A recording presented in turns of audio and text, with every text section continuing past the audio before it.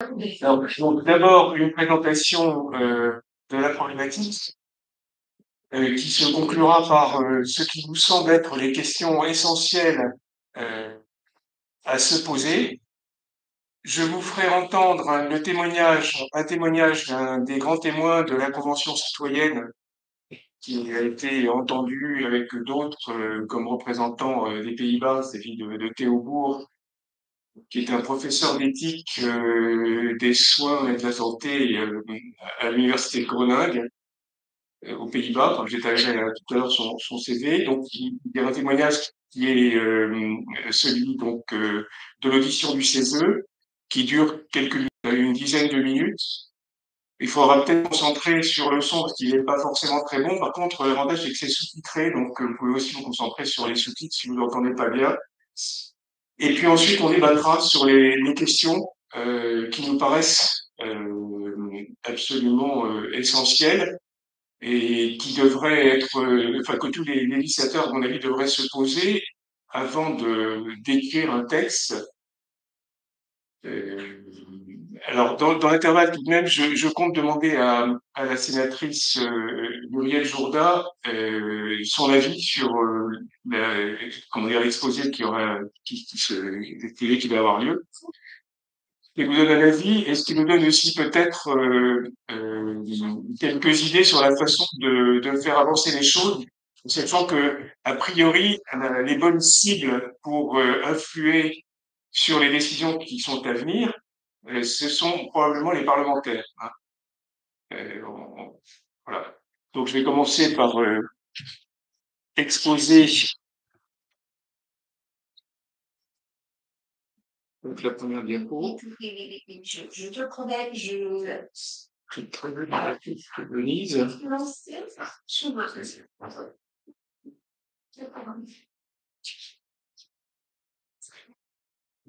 Donc c'est ce que je viens de dire. En fait, je traduis dans le titre de la réunion hein, la responsabilité des législateurs. Les législateurs ont une très très lourde responsabilité dans le texte qu'ils vont écrire. Comme on le verra avec les exemples des pays qui ont modifié leur législation pour favoriser, pour légaliser l'euthanasie et le suicide assisté. Diapo suivante. Oui. Donc, notre association Clairvoyante, qui signifie clarification du rôle du médecin dans les contextes de fin de vie, est une association de type loi 1901, dont on a déposé, qui est encore très jeune, puisque les statuts ont été déposés en juin de l'année dernière à la structure de Pontivy, et donc, comme l'a dit Patrick, apolitique et inconfessionnelle, et on craint tout à fait d'être récupéré par qui que ce soit, mais c'est vraiment une réflexion au niveau des médecins, de tous les médecins, que nous souhaitons. Alors, l'objet de l'association, c'est l'inscription dans la loi française du fait que le médecin, en tant que professionnel du soin, n'est impliqué ni dans l'euthanasie ni dans le suicide assisté, du fait de l'éthique et de la déontologie qui sont propres à son métier. Ça, c'est l'objectif de l'association. Diapo suivante. Donc, en pratique, vous pouvez avoir des détails sur les statuts, les travaux de l'association. On met en ligne des publications sur le site et puis un logo qui nous permet d'être repérés. Alors, diapo suivante. Alors, je vais quand même préciser que le logo, vous l'avez la première fois qu'il est paru dans la presse, c'était parmi les signatures de 13 associations qui, le 16 février, pardon, cette année, ont fait paraître un avis éthique dit des 800 000. En fait, qui maintenant s'appelle le collectif soignant, qui va peut-être qui font progresser le débat. Et donc, parmi les premières choses que nous avons faites, nous avons participé à l'élaboration de l'avis éthique du 16 février et qui est anticipation. La loi va être écrite, mais elle ne l'est pas. Et on se situe un petit peu comme le Conseil national de l'ordre des médecins a émis le 1er avril un avis dont vous avez un exemplaire à l'entrée. Donc, il a émis un avis dont je vous ai remis un exemplaire, qui est un avis anticipé, dans la mesure où la loi n'est pas écrite, c'est quand même très difficile de se prononcer de façon précise. On prend position avant que la loi soit écrite. Au suivant. Donc les décisions du Parlement, alors quoi qu'il arrive, quoi qu'on pense, et là, il faut bien comprendre que c'est la position de notre association. On ne compte pas, on respecte totalement le travail des parlementaires, simplement on veut participer au débat. Et c'est vrai que la décision du Parlement, et puis ensuite, quand ce sera le temps des litiges, le temps des jurisprudences, donc la décision du Parlement, le vote des parlementaires et les décisions de justice s'imposeront à tous. Il n'est pas question de faire de la résistance comment dire, au travail et aux décisions entreprises. Mais cette évolution aura des conséquences absolument gravissime selon nous. Et c'est pour appuyer sur le débat, j'ai 206 collègues qui sont les députés et les sénateurs qui vont écrire c'est comment alors, bien sûr, les médecins, mais aussi les infirmières. C'est, je crois, le Centre national infirmier, il y a certainement un mouvement infirmier très important, et au total, d'après Claire Foucault et Génération Nationale, ça représente 800 millions. Alors, ce qui nous a interpellé, ce qui a provoqué la création de l'association, c'est le constat qu'il y avait, donc, comment dire, parmi ceux qui sont favorables à l'évolution de la législation, il n'y a pas d'interrogation sur la place concrète des médecins dans cette évolution. C'est-à-dire qu'il n'y avait pas d'interrogation parce que c'était déjà pour eux quelque chose de réglé, c'est-à-dire que ça allait de soi, que ce serait les médecins qui ressortent. Vous allez voir des projets de loi qui ont été retoqués, mais enfin, on va voir que ces projets de loi retoqués risquent d'être la base de réflexion des prochains projets de loi. C'est possible. Alors, pourtant, alors en 2018, en 2018, le CNOM a émis un avis aussi bref. Voilà. Il dit le droit du médecin est soigné, soulagé, accompagné. Le Conseil national de l'ordre réitère donc sa position selon laquelle les décisions d'euthanasie ou de suicide assisté sont des actes qui ne concernent ni les médecins ni les soignants. Il s'agit essentiellement d'un problème sociétal, c'est que l'euthanasie, comme on dit, un projet de loi, dit projet Falorni, dont on va parler plus loin, et quand ce que je vous dis, c'est-à-dire que le médecin était, en 2017, le projet Falorni, 2018, le CNOM dit clairement que l'euthanasie, autre projet de loi, qui est tombé par un tri, et deux autres, par des députés, dont un député qui vont voir, c'est Agnès Camargue-Bodo et Gaël Braun-Pivet, donc en 2020-2021. Voilà, donc diapo suivante. Voilà.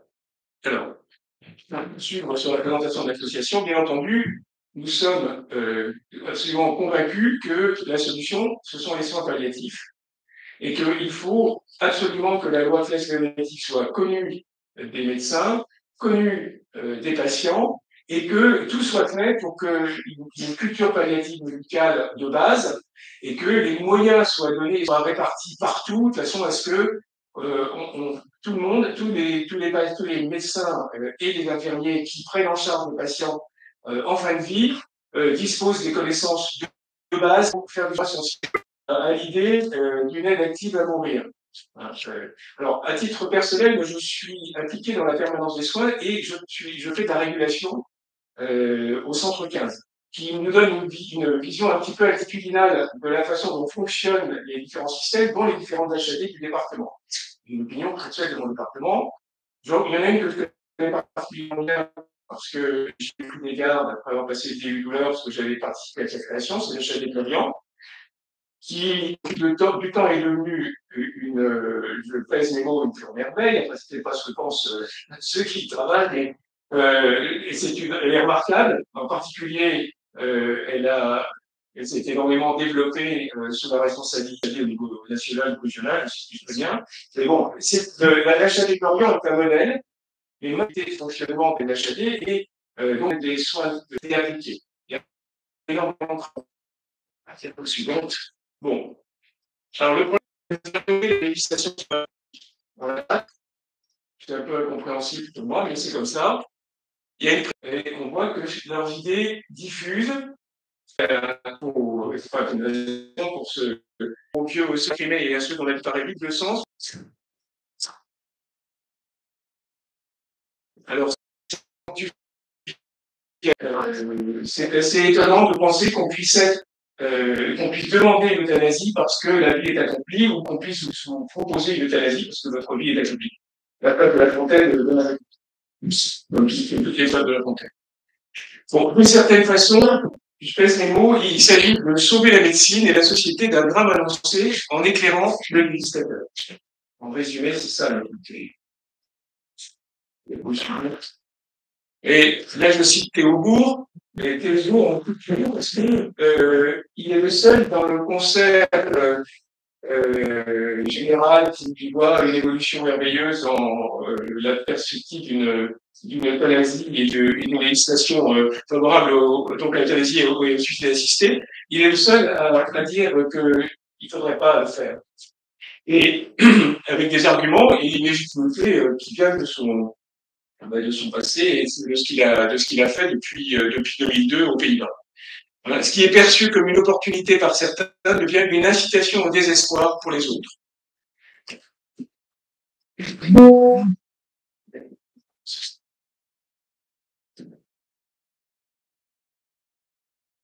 Alors, pour les tenants de la légalisation, les effecteurs du choix de mourir, ce sera nous. C'est comme ça dans tous les projets de loi, en utopie encore une fois, qui étaient proposés en 2017, 2020, 2021. C'est aussi ce qui ressort de la Convention citoyenne. C'est aussi ce qui ressort de l'avis du CESE, le consulat. Et donc, une base de réflexion pour comprendre le danger, c'est, et pour réfléchir à la question, c'est l'article 38 du Code de biologie médicale. Le médecin doit accompagner le mourant jusqu'à ses derniers moments, assuré par des soins et mesures appropriées à la qualité de vie qu'il prend fin, sauvegarder la dignité du malade et réconforter son entourage. Il n'a pas le droit de provoquer délibérément la mort. Ça, c'est la base. On y trouve l'interdiction de donner la mort, on y trouve l'interdiction de donner la mort et on y trouve aussi, la question de l'interdiction de l'abandon du malade en fin de vie. C'est une question centrale. Diapo suivante. Donc l'autre base de réflexion, ce sont les 4 propositions. Alors en jargon parlementaire, les propositions de loi, ça s'écrit PPL. Hein. Donc celle d'Olivier Falorni, celle de Marie-Pierre de la Gontrie en novembre 2020, celle parmi les porteurs Agnès Kirman-Legaudot en janvier 2021, et une deuxième en janvier 2021 également, avec Yael Braun-Pivet. Alors, Olivier Falorni, non. Ces personnes, les trois, en tout cas, Olivier Falorni, Agnès Kirman-Legaudot et Yael Braun-Pivet, ont pris du poids politique. Puisque Olivier Falorni, actuellement, est le président de la commission sur la safety et sur l'analyse de la loi Théoléti au Parlement. Agnès Kirman-Legaudot, qui sont déléguée chargée des professions de santé, et Yael Braun-Pivet est la présidente de l'Assemblée nationale. Donc, vous avez à des postes importants, clés, des personnes qui sont absolument pour l'euthanasie et qui ont déjà porté des projets devant le Parlement. Diapo suivante. Donc, en résumé, l'article 38 rappelle le serment d'Hippocrate et amène à se poser la question des limites du soin, et la lecture des 4 propositions de loi permet de faire divers constats et d'envisager des hypothèses. Alors, on continue. Alors, le premier constat pour les législateurs semble aller de soi que le médecin sera l'effecteur de la volonté de son patient. On peut parler d'approche instrumentalisante.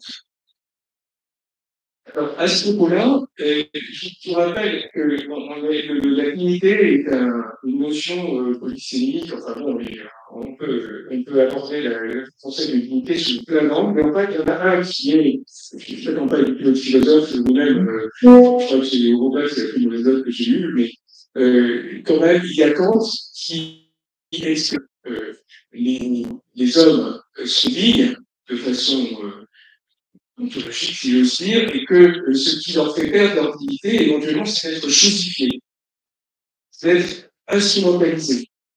Bon, il y a l'exemple de la dignité qui transformait des prisonniers en rames, c'était les galères. C'était quelque chose de totalement indigne, les galères. On va dans le détail. Bon, là, la dignité, c'est une notion, effectivement, qui concerne la personne qui est accompagnée, c'est-à-dire le malade, mais qui concerne aussi l'accompagnant. Et on peut analyser les textes de loi, encore une fois, les lois retoquées, qui désigne le médecin comme étant celui qui va effectuer l'aide à mourir, qui va être administré la mort, pour être clair, c'est une instrumentalisation. C'est-à-dire qu'en fait, on est transformé en instrument par le patient, qui attend du médecin qu'il le fasse, et par le législateur qui a fait une loi qui dit que c'est au médecin de le faire.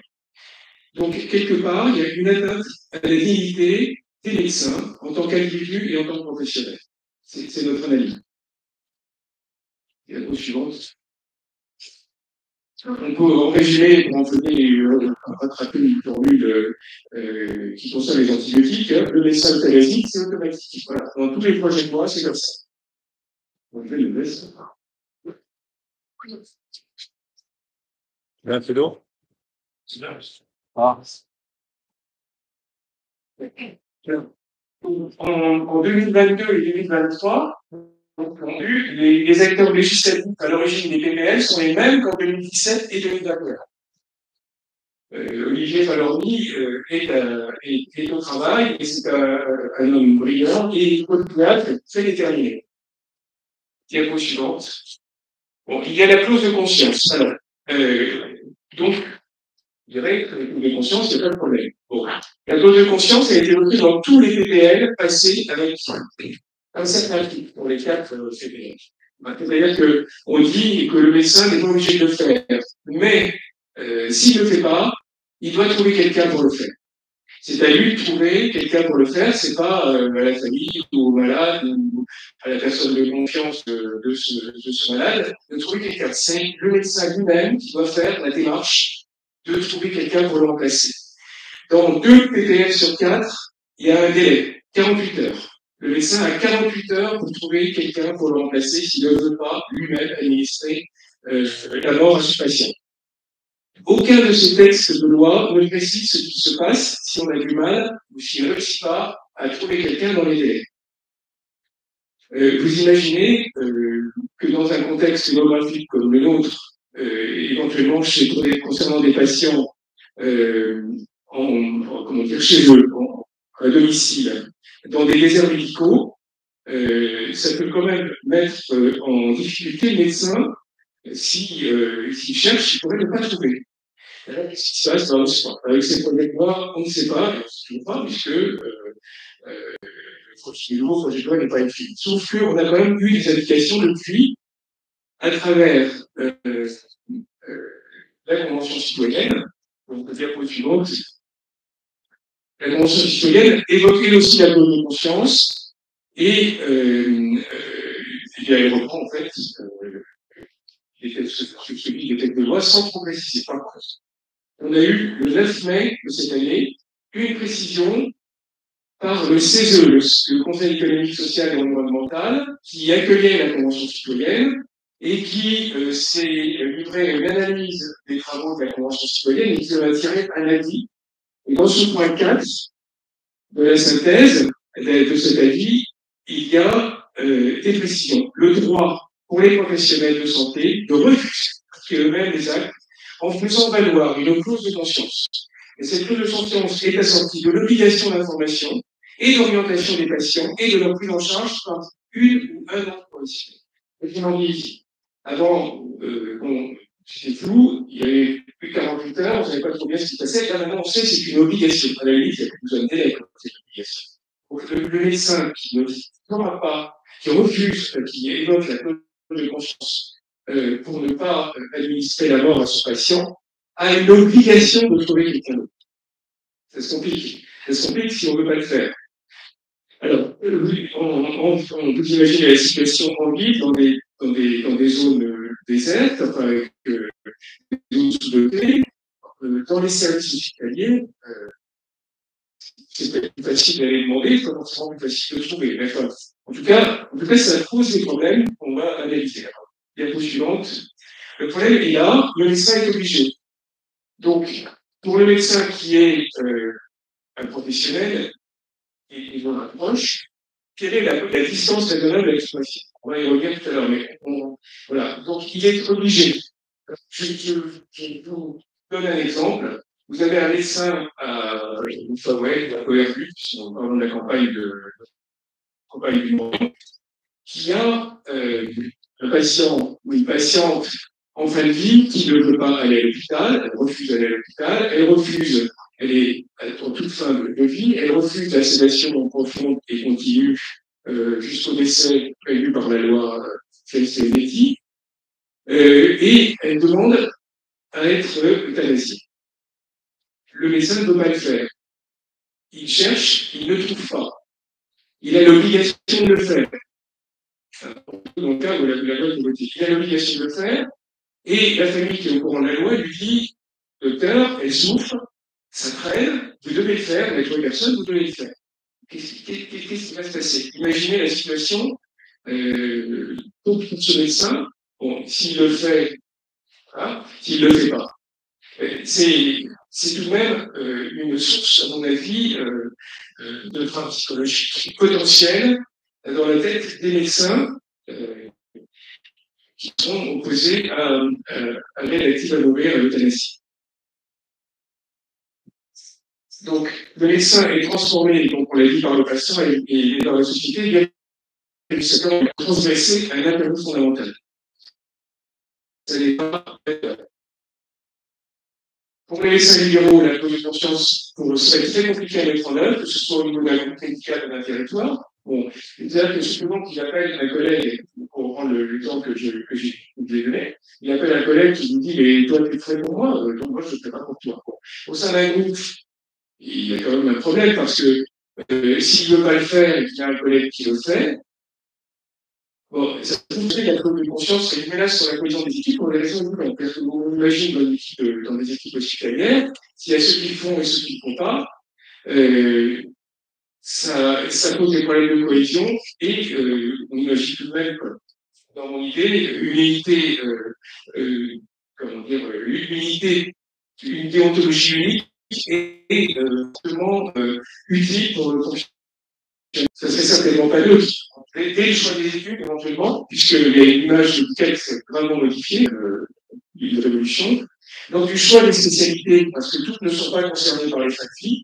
On imagine la petite phrase Bachar, tu choisis ça, tu sais que tu auras à faire.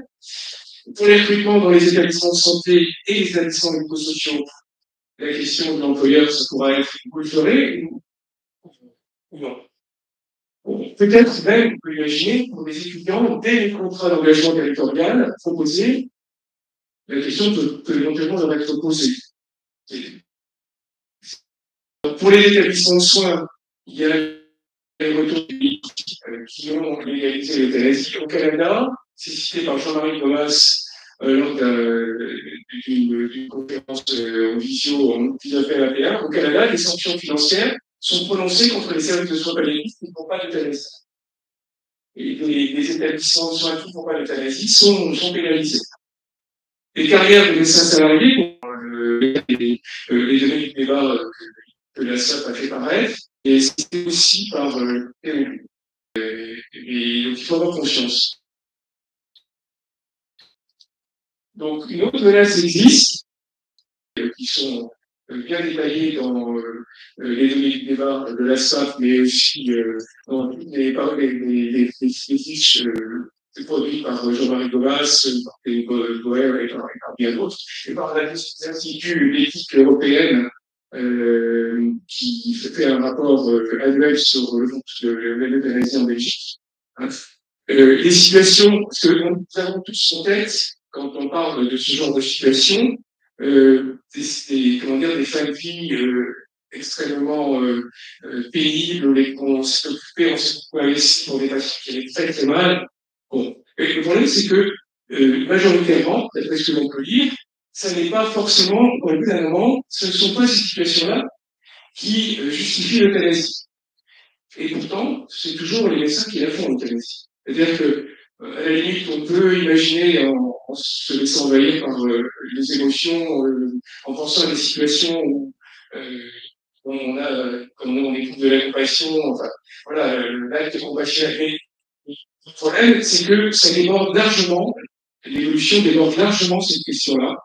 Et mais on ne revient pas en arrière sur la loi. Je veux dire, c'est toujours, si c'est le médecin qui fait dans le contexte des soins palliatifs, il devra aussi en dehors des contexte des soins palliatifs. C'est ce qu'on observe au Canada, c'est ce qu'on observe en Belgique et aux Pays-Bas. Tu as trouvé, Manuel, la référence sur dans quel pays ça se passait de l'euthanasie pour vie accomplie? Oui, c'est en Belgique. En Belgique. D'accord. Il n'y a pas besoin d'avoir une maladie. Comment? Il n'y a pas besoin d'avoir une maladie particulière. Il n'y a pas besoin d'avoir une maladie particulière, parce que si vous avez votre vie est accomplie, vous êtes seul et non, vous êtes éligible à l'euthanasie. Alors. C'est la vidéo, je pense. C'est la vidéo.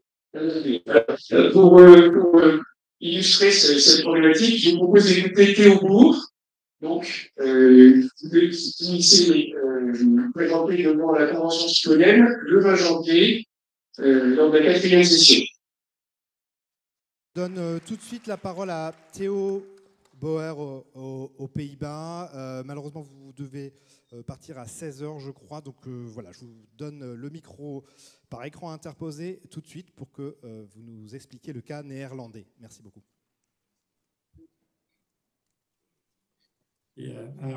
Mesdames et messieurs, c'est un grand honneur d'être invité à cet échange. J'espère que vous tolérez mon pauvre français, qui deviendra évidemment, surtout quand je n'aurai pas de papier à lire.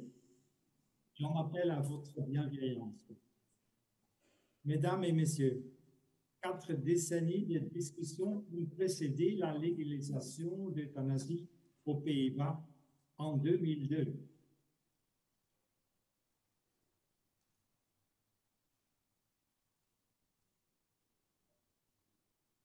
L'euthanasie est définie comme l'arrêt de la vie active par un médecin à la demande du patient. Les décisions de non-traitement ne sont pas appelées euthanasie, pas plus que l'utilisation des soins palliatifs appropriés qui peuvent avoir la mort comme conséquence. Peu à peu, la pratique existante a obtenu une base juridique, puis la loi a été finalisée en 2001. L'euthanasie reste punissable, mais si 5 critères sont remplis, le médecin sera exempté de poursuites. Ces critères sont, et vous voyez, le patient a fait une demande volontaire et mûrement réfléchie. La souffrance du patient est insupportable et il n'y a aucune perspective d'amélioration. Le médecin et le patient sont parvenus ensemble à la conclusion qu'il n'y a pas d'alternative raisonnable à la situation du patient. Le médecin a consulté au moins un médecin indépendant et le médecin met fin à la vie du patient ou l'aide à se suicider avec les soins médicaux nécessaires. D'autres critères ont été débattus au fil des ans, mais ils n'ont pas été inclus, tels que, je vois si ça fonctionne, non, ça, oui, qu'il s'agit d'une maladie en phase terminale, qu'il s'agit d'une maladie physique, la présence d'une relation médecin-patient durable, que le médecin doit être en mesure de proposer des options alternatives à l'euthanasie, qu'un patient doit être en pleine possession de ses facultés mentales lors de l'euthanasie, et des proches doivent être consultés avant une euthanasie, etc. Depuis 1998, 5 comités de révision sont en place pour évaluer si une cas d'euthanasie répond aux critères légaux. La loi sur l'euthanasie illustre une sorte de pragmatisme néerlandais qui sous-tend également d'autres lois, les réglementant, par exemple les droits des homosexuels, les drogues douces et la prostitution. Plutôt que de laisser certaines pratiques sous le radar, nous croyons aux procédures basées sur la transparence, la faisabilité et le compromis. Et au début, cela a semblé fonctionner. Dans les premières années, à la fois, les partisans et les critiques de l'euthanasie ont été impressionnés par les chiffres stables.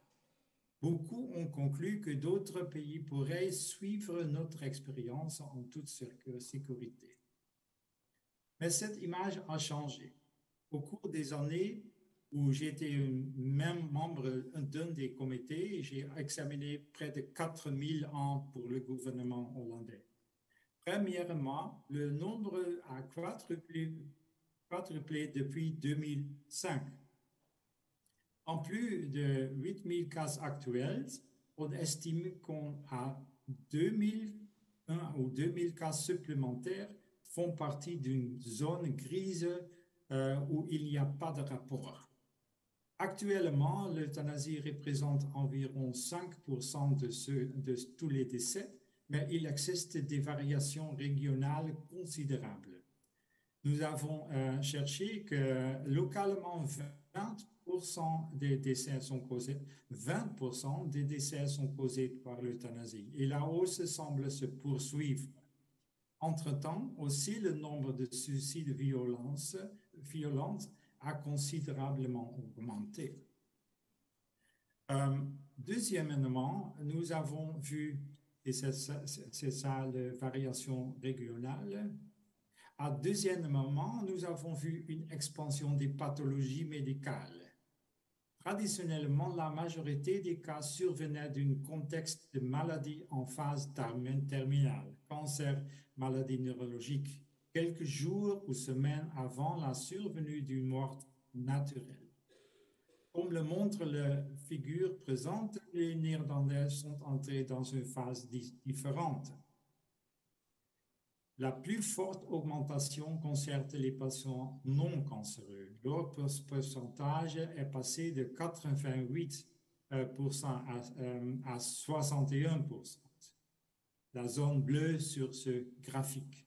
Cela s'accompagne d'un changement dans l'espérance de vie des patients. Les cas rapportés par les médecins continuent d'être socialement contestés. L'euthanasie dans les plaintes liées à la vieillesse en psychiatrie et des cas exceptionnels tels que la cécité, l'autisme, le deuil ou le chômage, toujours en combinaison avec une condition médicale. Des dizaines de cas d'euthanasie pour deux ont lieu chaque année. En 2020, la Cour suprême a acquitté un médecin qui avait euthanasié une patiente atteinte de démence avancée sur la base d'une directive anticipée. Au moment où nous parlons, l'euthanasie est ouverte pour des enfants âgés de 1 à 11 ans. Nous débattons maintenant l'euthanasie on appelle la vie achevée, c'est-à-dire du suicide assisté pour des personnes âgées sans problèmes médicaux graves qui souffrent de détachement, d'aliénation ou de solitude. Quand on y regarde de plus près, on constate une diminution de tolérance de la société face à la souffrance et une diminution de la capacité à faire face aux épreuves de la vie. Au fil des ans, et malgré le progrès significatif de la médecine palliative, la description de ce qui constitue une souffrance insupportable sont passées de causes physiques telles que la douleur, les nausées, la fatigue et la dyspnée a des causes plus spirituelles et sociales, manque de contrôle, dépendance aux soins, atteinte inutile et solitude. Tout cela était l'intention initiale de ceux qui l'ont défendu? Je ne pense pas. Au lieu d'être un dernier recours pour éviter une mort horrible, l'euthanasie est en train de devenir un moyen d'éviter une vie terrible. Et pas seulement en Hollande. Je crois que pas un seul pays au monde n'a réussi à maintenir leur pratique dans les limites de leurs objectifs initiaux.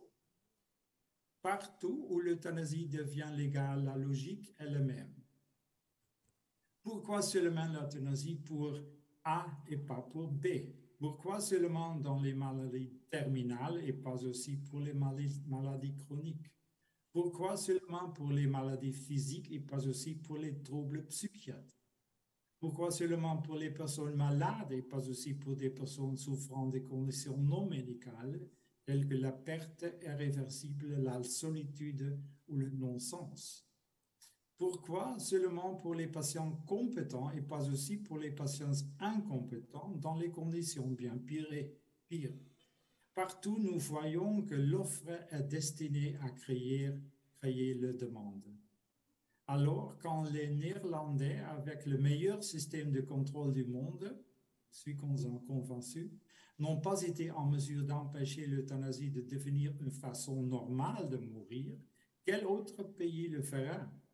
Les autres pays ne devraient-ils pas plutôt entendre et voir où finiront les Pays-Bas, la Belgique ou le Canada? Mesdames et messieurs, sans aucun doute, l'euthanasie peut être un réconfort pour certaines patientes. Nous ne pouvons guère surestimer les horreurs de beaucoup de souffrances, en particulier ceux dont la souffrance est chronique et qui n'ont pas à s'attendre à une mort naturelle imminente. Nous ne devrions pas non plus remettre en question la sincérité de ceux qui font une demande, ni remettre en question l'intégrité et la compassion des médecins qui procèdent à l'euthanasie.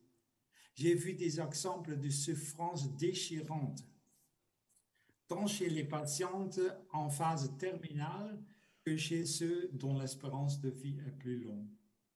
Mais mon observation est aussi que la liberté de certains de mettre fin à leur jour affecte également d'autres qui sont psychologiquement, socialement ou autrement vulnérables.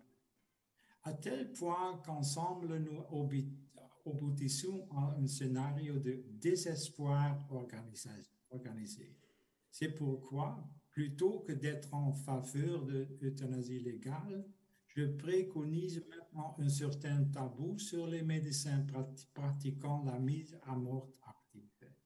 Pour toute exception justifiée à ce tabou, je suis convaincu que nous devrons trouver des solutions autres que la légalisation.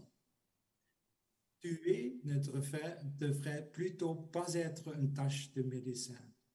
S'il y a jamais eu un moment de l'histoire de l'humanité où l'euthanasie était moins nécessaire, c'est peut-être maintenant. Et dans l'étrange conception où la médecine n'a pas d'autre choix pour soulager les souffrances insupportables, j'espère que le cours décide avec respect et compassion.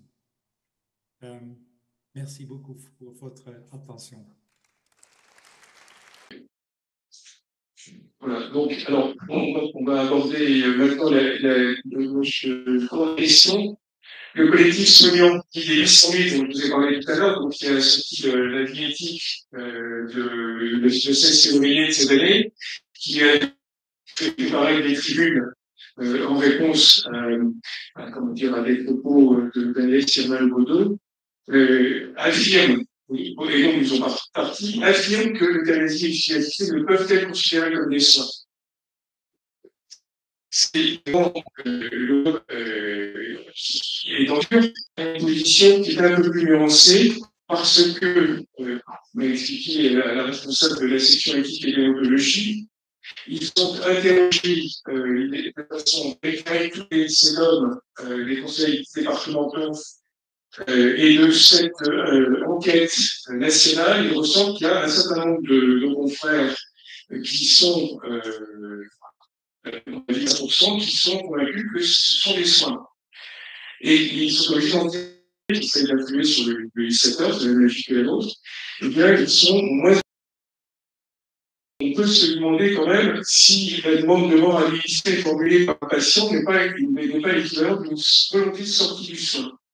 Et donc, de fait, une façon de sortir du cadre de l'article 38. C'était la logique du COM en 2018, comme vous dites.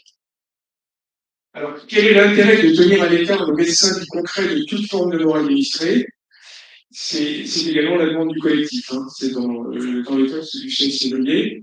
Eh bien, si la loi dit que le médecin ne doit pas être impliqué, il n'est pas concerné par l'acte concret et on ne le lui demande pas. C'est-à-dire qu'il n'y a pas de demande, puisque en amont de toute demande d'euthanasie, on sait que les médecins ne procèdent pas à la mort administrée, ne participent pas à la mort administrée. En conséquent, ils ne sont pas concernés. Ça n'exclut pas les soins jusqu'au dernier moment, jusqu'au moment où on passe la main éventuellement à celui qui va faire l'euthanasie. Mais le médecin, de cette façon-là, est sorti de l'euthanasie et du suicide assisté parce qu'on n'y a jamais fait entrer. Alors, il y a un exemple de pays dans lequel ça se passe de cette façon depuis plus de 70 ans, c'est la Suisse. La Suisse, dans certains de ses cantons, autorise le suicide assisté. L'euthanasie est toujours considérée comme un meurtre, mais certains cantons l'autorisent, enfin le tolèrent, et les soignants sont tenus à l'écart de cette activité qui est assurée par des militants et des associatifs. L'exemple de l'association Dignitas. Et peut-être, je ne suis pas allé dans le détail du fonctionnement de cette association, peut-être qu'il y a des soignants qui participent au fonctionnement de Dignitas, peut-être par exemple pour la prescription du produit, dans le cas du assisté, il y a toujours une prescription de produit, et c'est un médecin qui l'a fait.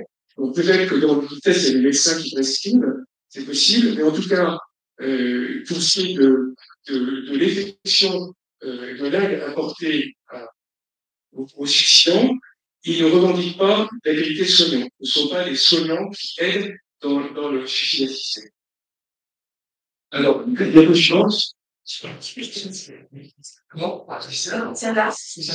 Alors, la question, donc, il y a plusieurs questions, à notre avis, il y a plusieurs questions à poser au législateur pour l'aider dans son travail. D'abord, la première, c'est l'euthanasie et le suicide assisté sont-ils des soins? Et pourquoi est-ce si important de l'affirmer pour les pro-euthanasie? Il faut se poser la question de savoir pourquoi, en fait, c'est quelque chose, c'est une question qui heurte un peu le bon sens. Et on a quand même l'impression de subvertir le sens du mot soin si on considère que l'euthanasie est un, si on affirme que l'euthanasie est un soin. Pourtant, parmi vous, certains pensent que l'euthanasie est un soin, et il y a apparemment pas mal de gens qui pensent que c'est un soin. Et pour les associations pro-euthanasie et pour les législateurs pro-euthanasie, c'est apparemment très important que le suicide assisté et l'euthanasie soient considérés comme des soins. Ça, il faut poser la question pourquoi.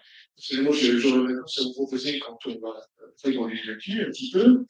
La deuxième question, c'est en quoi et pourquoi la présence d'un médecin au temps concret de l'euthanasie dans sa réalisation serait-elle indispensable? C'est une question qu'il faut se poser. Après tout, on voit en Suisse, hormis pour le temps de la prescription, le médecin n'intervient pas dans le suicide assisté. En Oregon, c'est pareil. En Oregon, le médecin prescrit. Le maître faudra détailler maintenant ce qui se passe dans les réponses. Du suicide assisté, pardon, il est précis. Dans l'Oregon, c'est du suicide assisté, le médecin prescrit la clinique. Voilà. Après, les gens l'apprennent ou pas. Voilà. Nous, on ne l'apprend pas. Après avoir pris l'avis d'un deuxième confrère, il y a une décision plus ou moins collégiale, s'assurer que les patients rentrent bien dans les critères. Et la troisième question,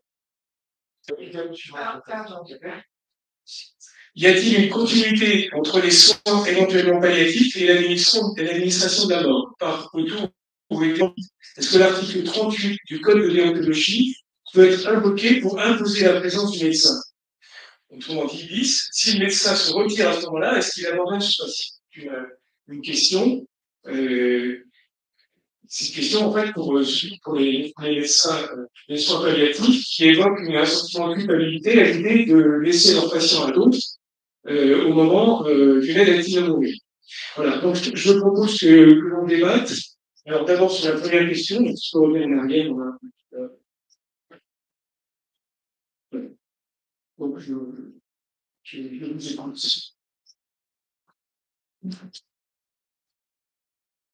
Dans tout ce fatras concernant les propriétaires, entre guillemets, il y a une phrase que vous avez prononcée, c'est qu'il s'agit de sauver la médecine. Sauver la médecine, ça passe par sauver le médecin dans son entité décisionnelle. Sans entrer dans les détails et les arcanes de cette entité décisionnelle. Ça s'appelle l'éthique de la décision.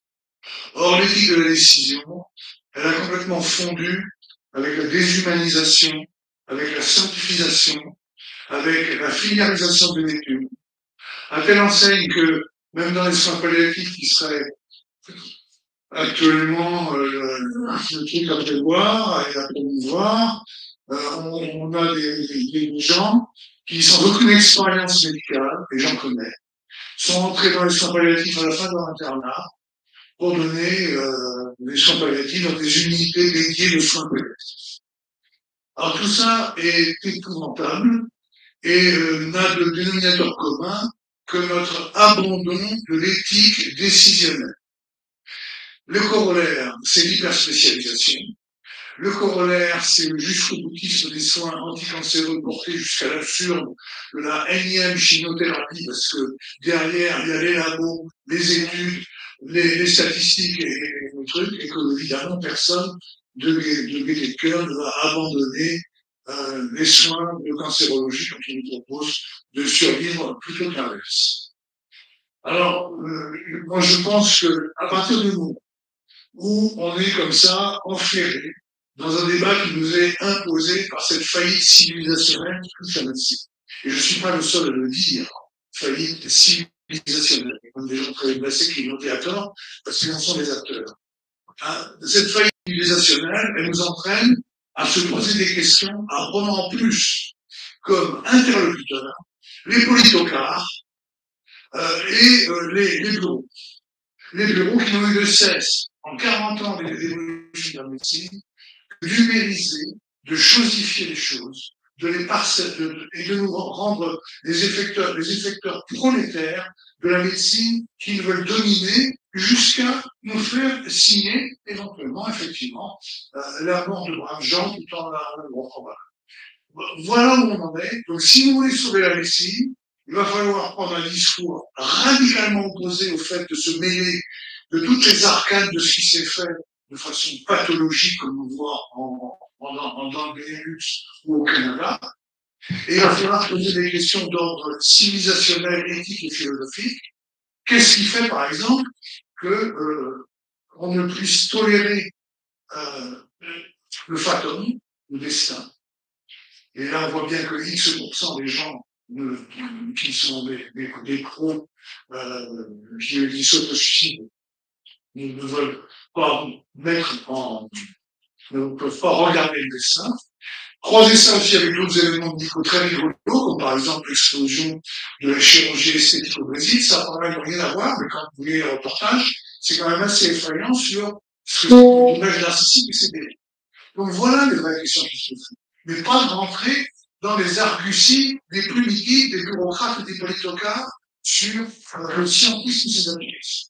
Voilà. Et moi, je vous soutiens sur le principe, et pas du tout sur la méthode. Merci. Est-ce qu'il y a d'autres questions?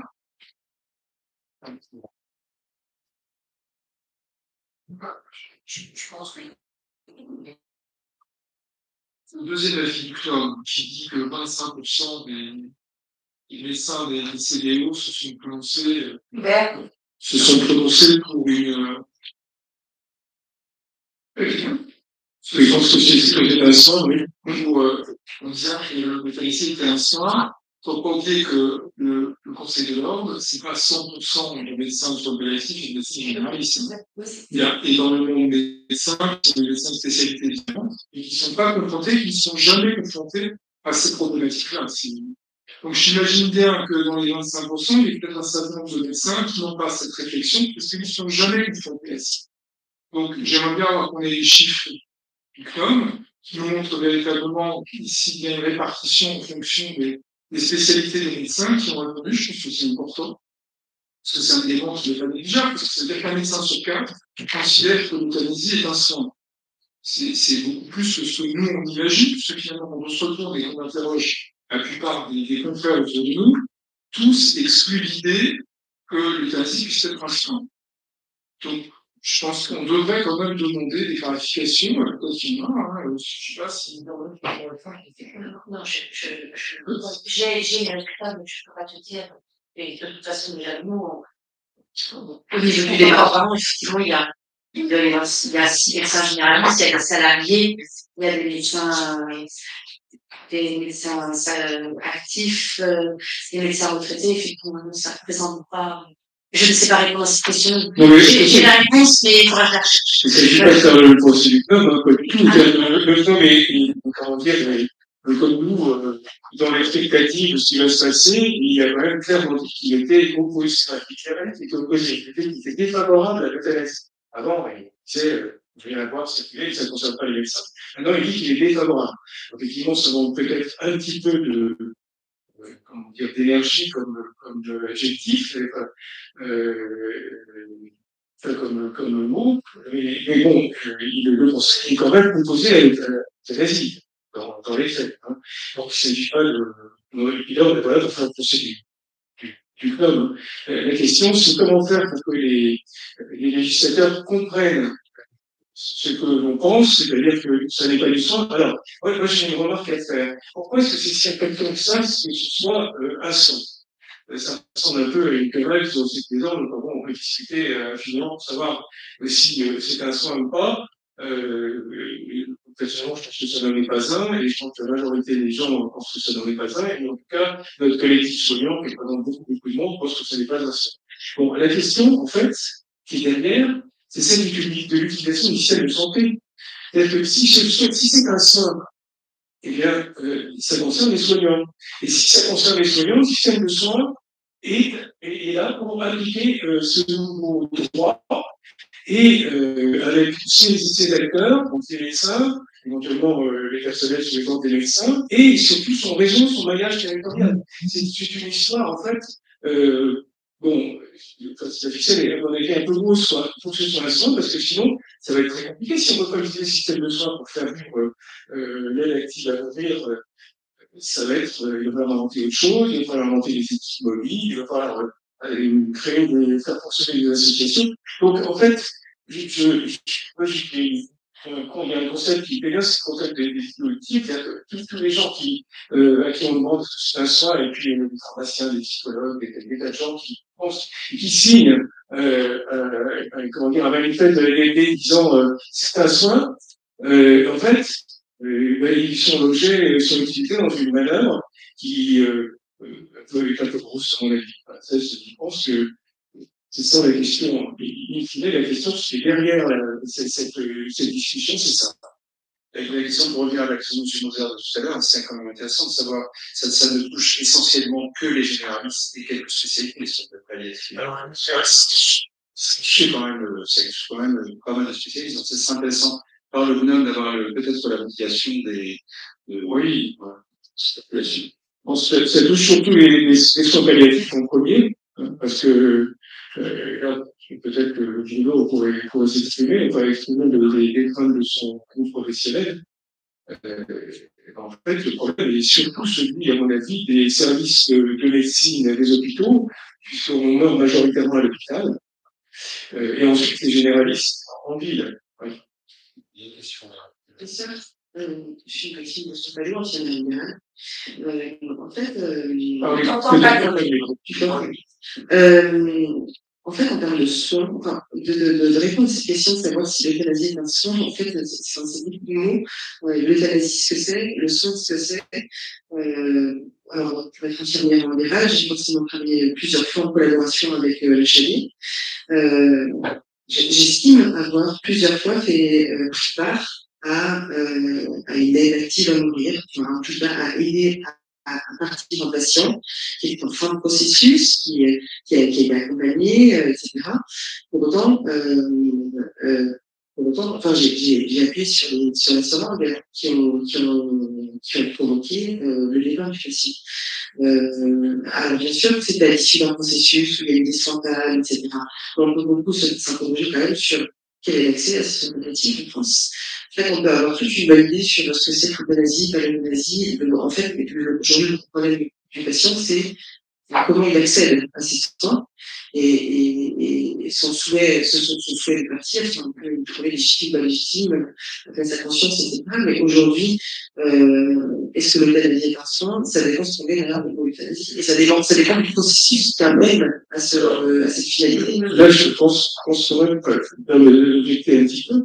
C'est-à-dire que l'euthanasie, ça consiste à administrer la mort sur un temps bref, avec c'est une méthode d'euthanasie. L'euthanasie, si j'ai bien compris ce que j'ai pu dire, c'est d'abord des barbituriques et ensuite le rare. C'est-à-dire qu'on endort le patient et ensuite on arrête, on meurt d'après. Donc ça n'a rien à voir avec l'utilisation de produits éventuellement avec des effets indésirables majeurs qui vont arrêter le processus mortifère. Ça, c'est le double effet, c'est pas l'euthanasie. Dans l'euthanasie, l'exception, la conscience, etc., mais quand un médecin lui dit rajoute 3 milligrammes, mais je te préviens, il va partir dans les 5 minutes, on n'est pas même dans cet acte. À un moment donné, on le sent très bien. À un moment donné, on le sent très bien. Et c'est sans aucun jugement, mais il y a effectivement un acte et une conséquence brève derrière. Enfin, je l'ai fait plusieurs fois. Sans aucun problème de conscience, parce qu'on est notre éducation, parce qu'il y a un comportement, etc.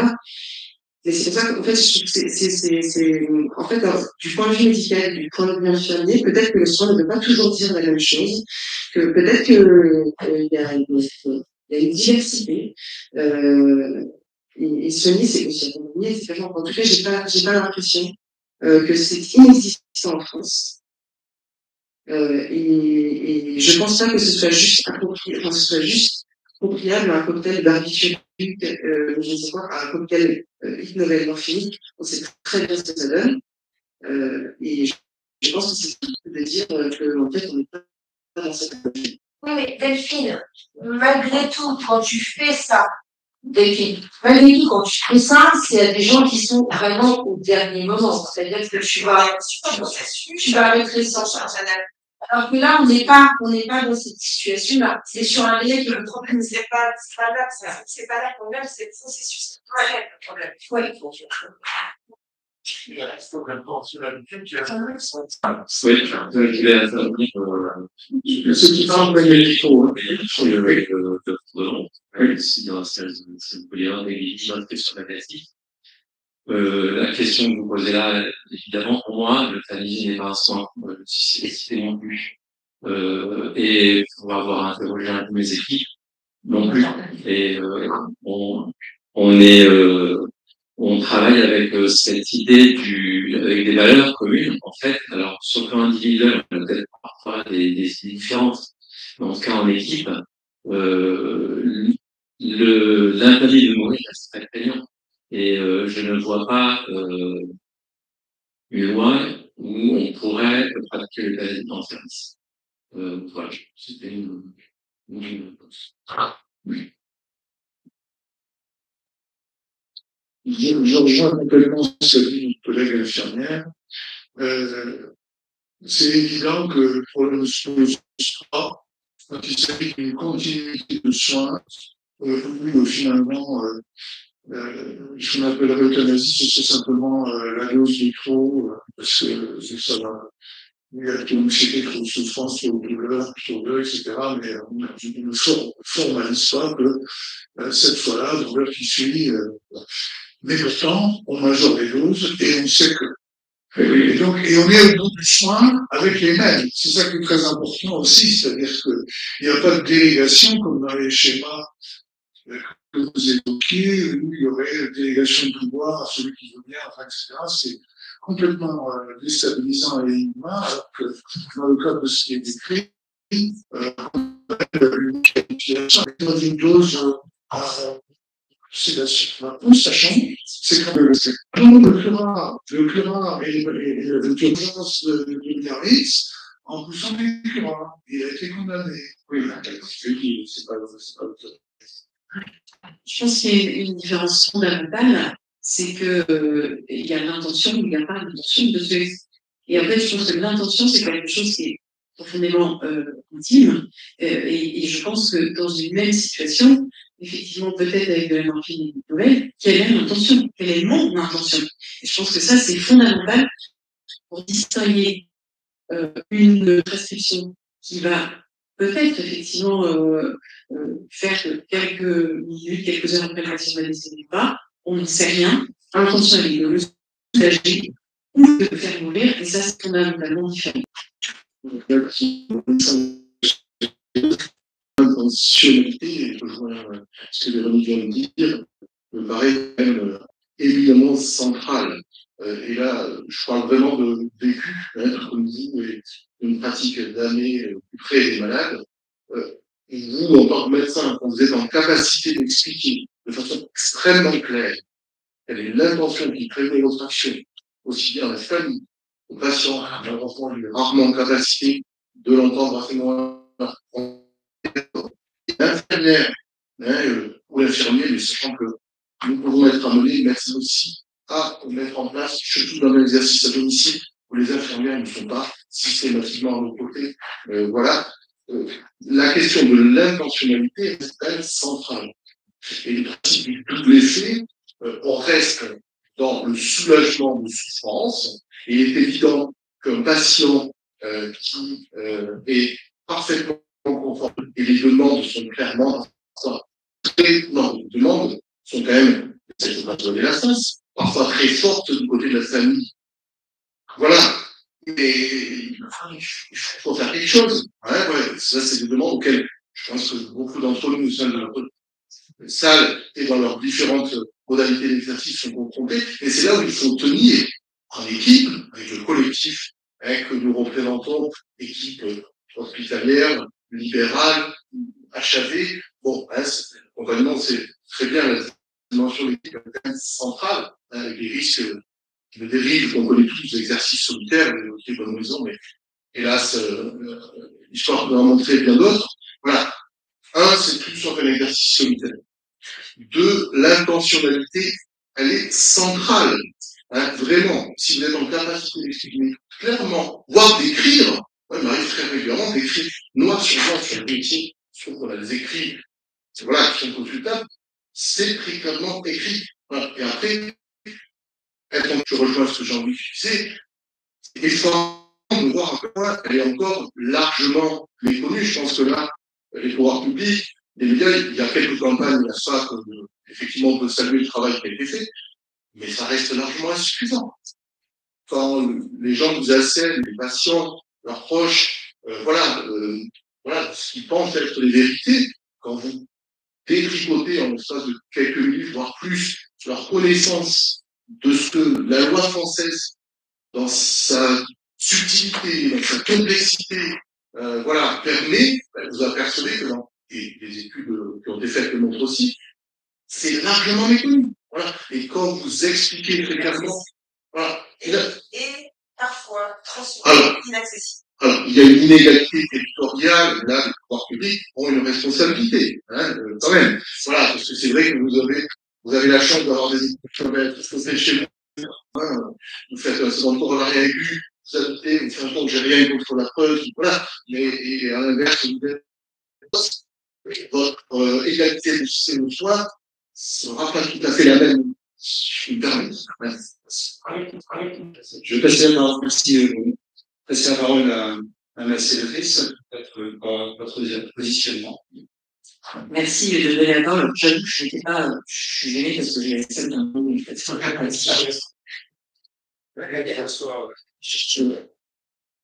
note. Je vois une façon on parle par un peu. Moi, je suis moins ça. Mais bonsoir. Dans l'idée de la deuxième diapo, qui était d'être éclairé en tant que législateur, mais j'ai découvert qu'il fallait que je prenne la parole. Donc, je vais la prendre sur un sujet que je n'ai pas tout à fait préparé, mais dans le cadre de mon mandat, j'avais travaillé sur ce qu'on appelait l'affaire Vincent Lambert. Mon mandat, j'avais travaillé sur ce qu'on appelait l'affaire Vincent Lambert, et notamment sur la loi Claes-Leonetti. Donc là-dessus, ça avait amené d'abord à voir comment était traitée la mort en fait en droit, notamment la mort volontaire, si je puis dire. Enfin, puisque c'est l'idée, hein, l'euthanasie, c'est le fait de donner la mort suite à une demande, si je comprends bien. Donc la mort volontaire, celle qu'on s'administre à soi-même, le suicide, pourrait finalement être pénalisé en droit, puisque donner la mort est interdit, et on pourrait estimer, après tout, que se donner la mort à soi-même doit être interdit aussi. Ça n'est pas le cas. Ça n'est pas un droit de se donner la mort. On a de la jurisprudence européenne là-dessus. La possibilité de se donner la mort, sans que ça soit pénalisé, c'est un effet de la liberté individuelle de chacun. Donc on n'est pas sur un droit. Par ailleurs, l'intervention des médecins dans la mort, dans la loi Claes-Leonetti, effectivement, il y a une question d'intention, quelqu'un dit tout à l'heure, qui est extrêmement importante. C'est, sans rentrer dans le détail, vous la connaissez sûrement vous mieux que moi, c'est effectivement le fait de pouvoir administrer ou de devoir administrer une sédation profonde et continue, avec comme deuxième effet, je crois que ça a été beaucoup étudié sous l'angle, pour rappeler les bons souvenirs de Dr. Samsa sur son bac de philo, sous l'angle de la causalité, qui a beaucoup été étudié par saint Thomas d'Aquin, effectivement, dans la mesure où le but n'est pas de tuer, mais de soulager, eh bien, l'effet qui en découle est second, et ce n'est pas l'effet recherché, effectivement. Vous disiez tout à l'heure, docteur, que c'est l'intentionnalité qui compte, et dans la loi Claes-Leonetti, bien sûr, le soin qui est administré pour soulager par le médecin peut entraîner la mort, mais dans la mesure où ça n'est pas le but, il ne sera pas pénalisé. Et en fait, finalement, entre ces deux pans du droit, la liberté de pouvoir se suicider et puis l'intervention du médecin dans la mort, on est en train de créer un lien qui est la notion de droit, c'est-à-dire le droit à mourir. Et qui dit droit dit créance sur la société. Donc, eh bien, dans la façon dont les choses se mettent en œuvre, mais en réalité, je n'ai pas vu plus que vous, ce texte de loi, puisqu'il n'est pas écrit. En tout cas, il n'est pas communiqué publiquement. Le créancier serait donc le citoyen, et le débiteur de la mort, ce serait vous.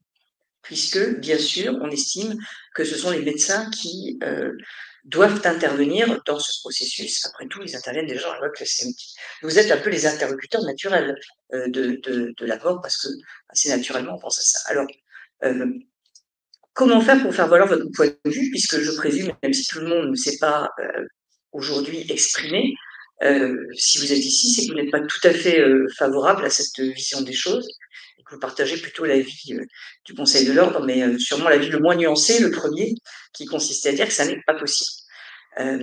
Eh bien, comment intervenir auprès des parlementaires, puisque c'est le but, alors il faut les inviter, bon, ils viennent pas beaucoup. Alors moi, je dois dire que j'ai eu une connaissance autre que celle que j'ai travaillé, parce que j'ai aussi été invitée à la clinique des Augustines, à Mali 3, où je suis venue voir le service de soins palliatifs avec une autre de mes collègues qui est députée à Vannes, à Neuilly. J'ai trouvé ça extrêmement intéressant. Et puis, j'ai vu un film que peut-être un certain nombre d'entre vous ont vu, qui se passe en partie dans les services de soins palliatifs et en partie dans les services d'euthanasie, si je puis dire, donc à l'étranger, qui s'appelle Mourir n'est pas tuer. Je ne sais pas si, voilà, je vois une tête au moins qui est un film que j'ai trouvé très intéressant pour en tout cas la néophyte que je suis, et qui prenait directement parti contre l'euthanasie. Très clairement, il n'y avait pas beaucoup d'ambiguïté dans les propos qui étaient tenus. Comment intervenir auprès des parlementaires? D'abord, les parlementaires sont des gens absolument comme les autres, c'est-à-dire qu'ils ont une connaissance de café du commerce de la chose, à mon avis. C'est-à-dire que tout le monde se pose des questions face à la mort, en fait, les parlementaires comme les autres. Et je pense que c'est un peu aussi ce qui dicte ce texte sur l'euthanasie, c'est qu'on a peur, tout simplement. Qu'on a peur de mourir, et plus que tout, on a peur de souffrir. C'est en tout cas un peu moi comme ça que je perçois les choses. je lisais dans le train l'autre jour un livre qui m'a été envoyé par une association dont m'échappe complètement, qui n'est pas celle du droit de mort dans la dignité, qui milite pour l'euthanasie. Et c'est un livre assez bref, qui aux 3/4 fait finalement d'exemples, c'est très casuistique, qui justifieraient l'euthanasie, qui sont des exemples de gens qui ont été pris en charge ou pas pris en charge au moment de mourir, et de proches qui racontent comment ils ont vécu l'agonie de leurs parents, de leurs enfants, enfin, et évidemment, quand on voit ça, je pense qu'on est tous assez terrorisés de se dire qu'on peut mourir comme ça, dans des souffrances atroces, sans jamais être pris en charge. Moi, ce que j'observe quand on discute de l'euthanasie, avec les parlementaires comme avec les autres, c'est que la crainte première, quand même, c'est le passage vers la mort et le passage dans la souffrance, ce qui est, je pense, profondément humain que d'avoir peur de la mort. Après tout, c'est la seule chose dont personne ne peut avoir l'expérience. Donc, cette première chose, ça consiste à expliquer que la réponse peut-être à cette crainte, c'est précisément, me semble-t-il, les soins palliatifs. Parce que ça sert à ça, les soins palliatifs. Ça sert à plein de choses, d'ailleurs. En tout cas, c'est ce que j'ai appris quand je suis allée à la clinique des Augustines à Valais 3. Et j'ai appris, moi, je ne savais pas qu'on pouvait ressortir des soins palliatifs. Alors, pas très longtemps, hein, mais on peut en ressortir quand même. Je pense, pas pour une très longue durée, mais je peux comprendre que 40% des gens ressortaient, retournaient dans un milieu qui n'était plus celui-là, et puis mouraient ensuite, sans doute. Enfin, sûrement même, puisqu'on meurt toujours. En tout cas, voilà. Je pense que la première, moi, les premiers témoignages que j'entends, les premières propos que j'entends, c'est que l'euthanasie, ça serait une réponse à la crainte de mourir de façon douloureuse. À ça, on peut répondre que ce sont les soins palliatifs. Alors, avec cette difficulté, je crois qu'il y a 26 départements en France où on n'a pas de centre de soins palliatifs, où il y a des lits de soins palliatifs, mais ce que je peux comprendre aussi, c'est qu'une unité, c'est pas tout à fait la même chose qu'un lit. C'est-à-dire qu'il y a une équipe de travail, des habitudes de travail, enfin, qui ne sont pas les mêmes lorsqu'on a juste un lit ou deux lits dans un hôpital. Enfin, en tout cas, je ne suis pas spécialiste de la chose, mais c'est ce que j'ai pu comprendre. Donc, la première chose, bien sûr, c'est d'appuyer le fait que les soins palliatifs soient répandus, puisque finalement, c'est ce qui permet de répondre à la crainte première qui est de mourir de façon difficile et douloureuse. Alors, est-ce que ça va se faire? Très honnêtement, nous mettons beaucoup d'argent dans la médecine hospitalière. En avons-nous un service à la hauteur de l'argent qu'on y met? Je crois que c'est une autre question, mais c'est la question de tous les services publics en France, en réalité.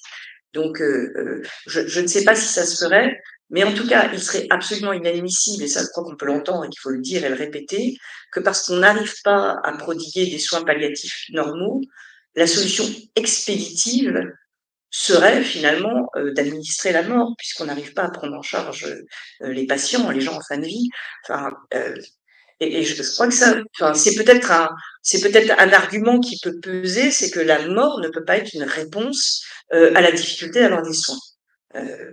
Or, je ne pense pas me tromper, vous le savez sans doute mieux que moi, en disant que les pays dans lesquels l'euthanasie a été légalisée ont moins de soins palliatifs que les autres. En réalité, il y a un rapport quand même entre les deux.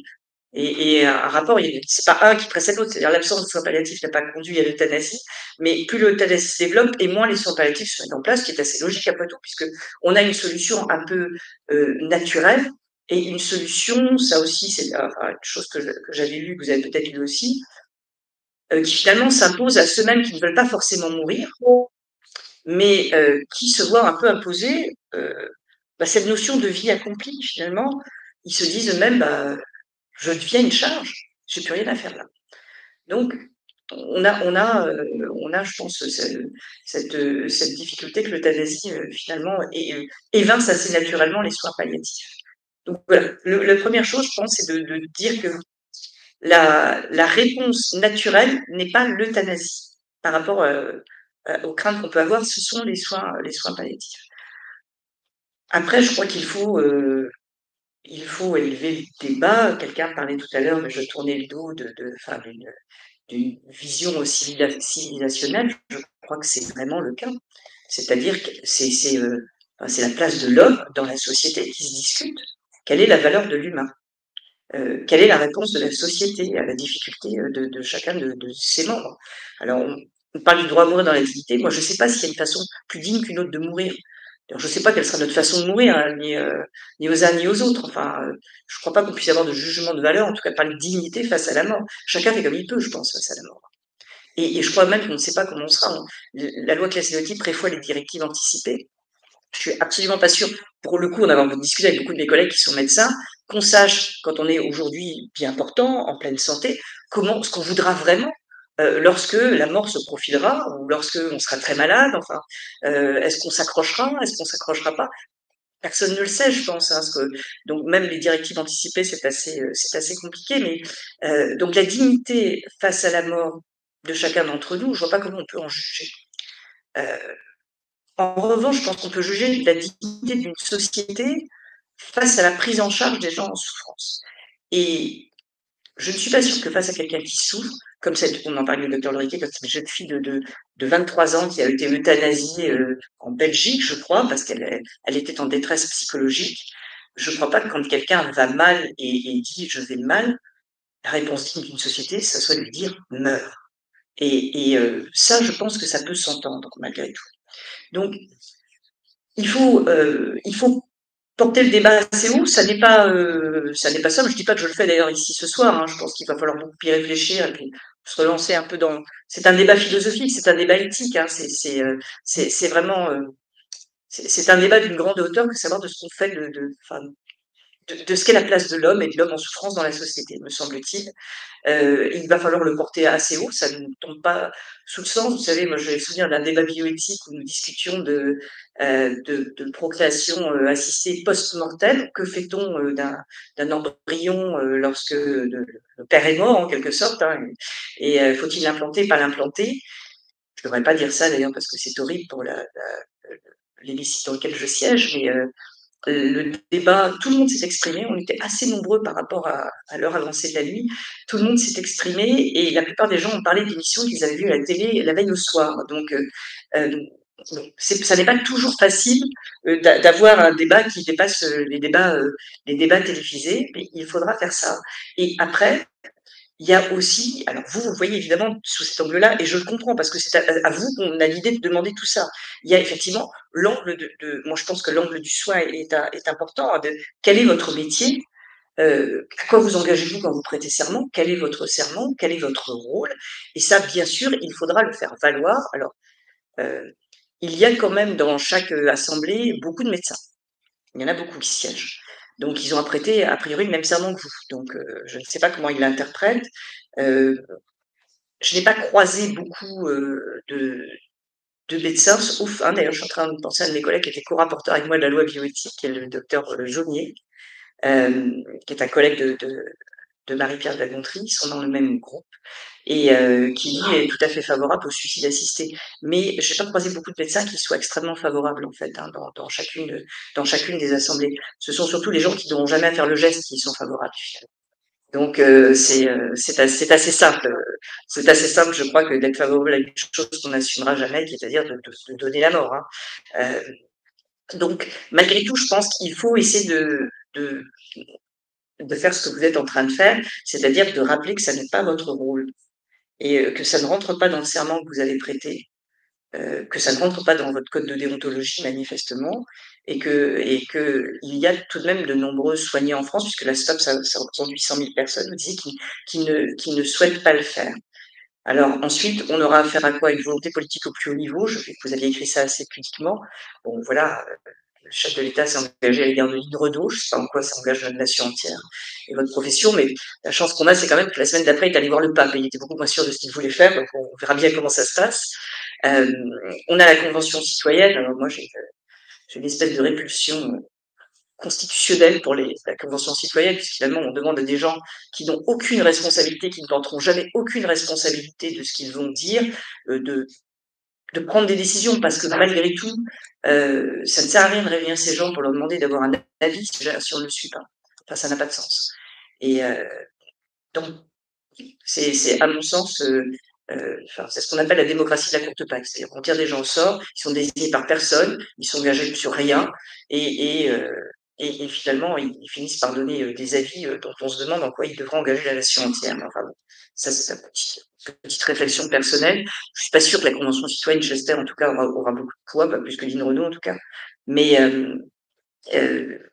on a évidemment une espèce de mouvement de la société, et je vois ici le docteur Grange, qui régulièrement, depuis des années, me dit que nous arriverons à l'euthanasie. J'avais envie de ne pas le croire, mais bon, nous arriverons à en discuter, même si aucun texte n'a été mis en œuvre. Bon, pour quelqu'un qui n'a rien préparé, je suis extrêmement longue, donc je crois que je vais arrêter là. Je ne sais pas encore quel sera ce texte. Ce que je peux dire, c'est que je pense que du lobbying auprès des parlementaires n'est pas quelque chose de vain, parce que nous n'avons pas normalement de consignes de vote sur ce type de texte. Alors, en ce qui me concerne, le Sénat sur aucun texte, mais nous n'avons pas de consigne de vote. Et j'ai cru comprendre, pour discuter avec une députée de la majorité parlementaire, qu'ils n'en auront pas non plus, et que le texte a un peu de mal à percer, même au sein de la majorité, parce qu'il y a des gens qui ne sont pas d'accord avec ce texte, et que même si Madame Firmin-Lebaudot souhaite absolument en faire une espèce d'étendard personnel, et même d'étendard pour la majorité, eh bien, ça n'est pas si simple. Maintenant, ça sortira d'une façon ou d'une autre. C'est dans l'air du temps, et malheureusement, on peut être sensible à l'air du temps. Donc, n'hésitez pas à faire du lobbying, à élever le débat, et puis à rappeler qui vous êtes et ce pourquoi vous avez fait des études, et vous avez surtout prêté un serment. Je pense que ça peut être, ça peut avoir quand même une forme d'utilité. Voilà, je ne sais pas si je vous ai été très utile. Merci. Merci. Vous êtes utile parce que vous nous encouragez à continuer. Oui, il le fait. Moi, je ferai un commentaire. La question de l'euthanasie, euthanasie ou pas euthanasie, c'est un débat. Et le deuxième débat, qui est si jamais, comment dire, comme vous dites, la loi arrive, parce que c'est un peu ça que vous êtes en train de nous dire, vous avez le même sentiment que nous, à savoir que la pression est tellement forte qu'il va y avoir quelque chose. Ce qu'on entend dire dans les couloirs, d'après ce que m'ont dit les gens de l'ASFAP, c'est que au minimum, il y aurait une évolution vers un suicide assisté à la française, qui serait ça serait le minimum.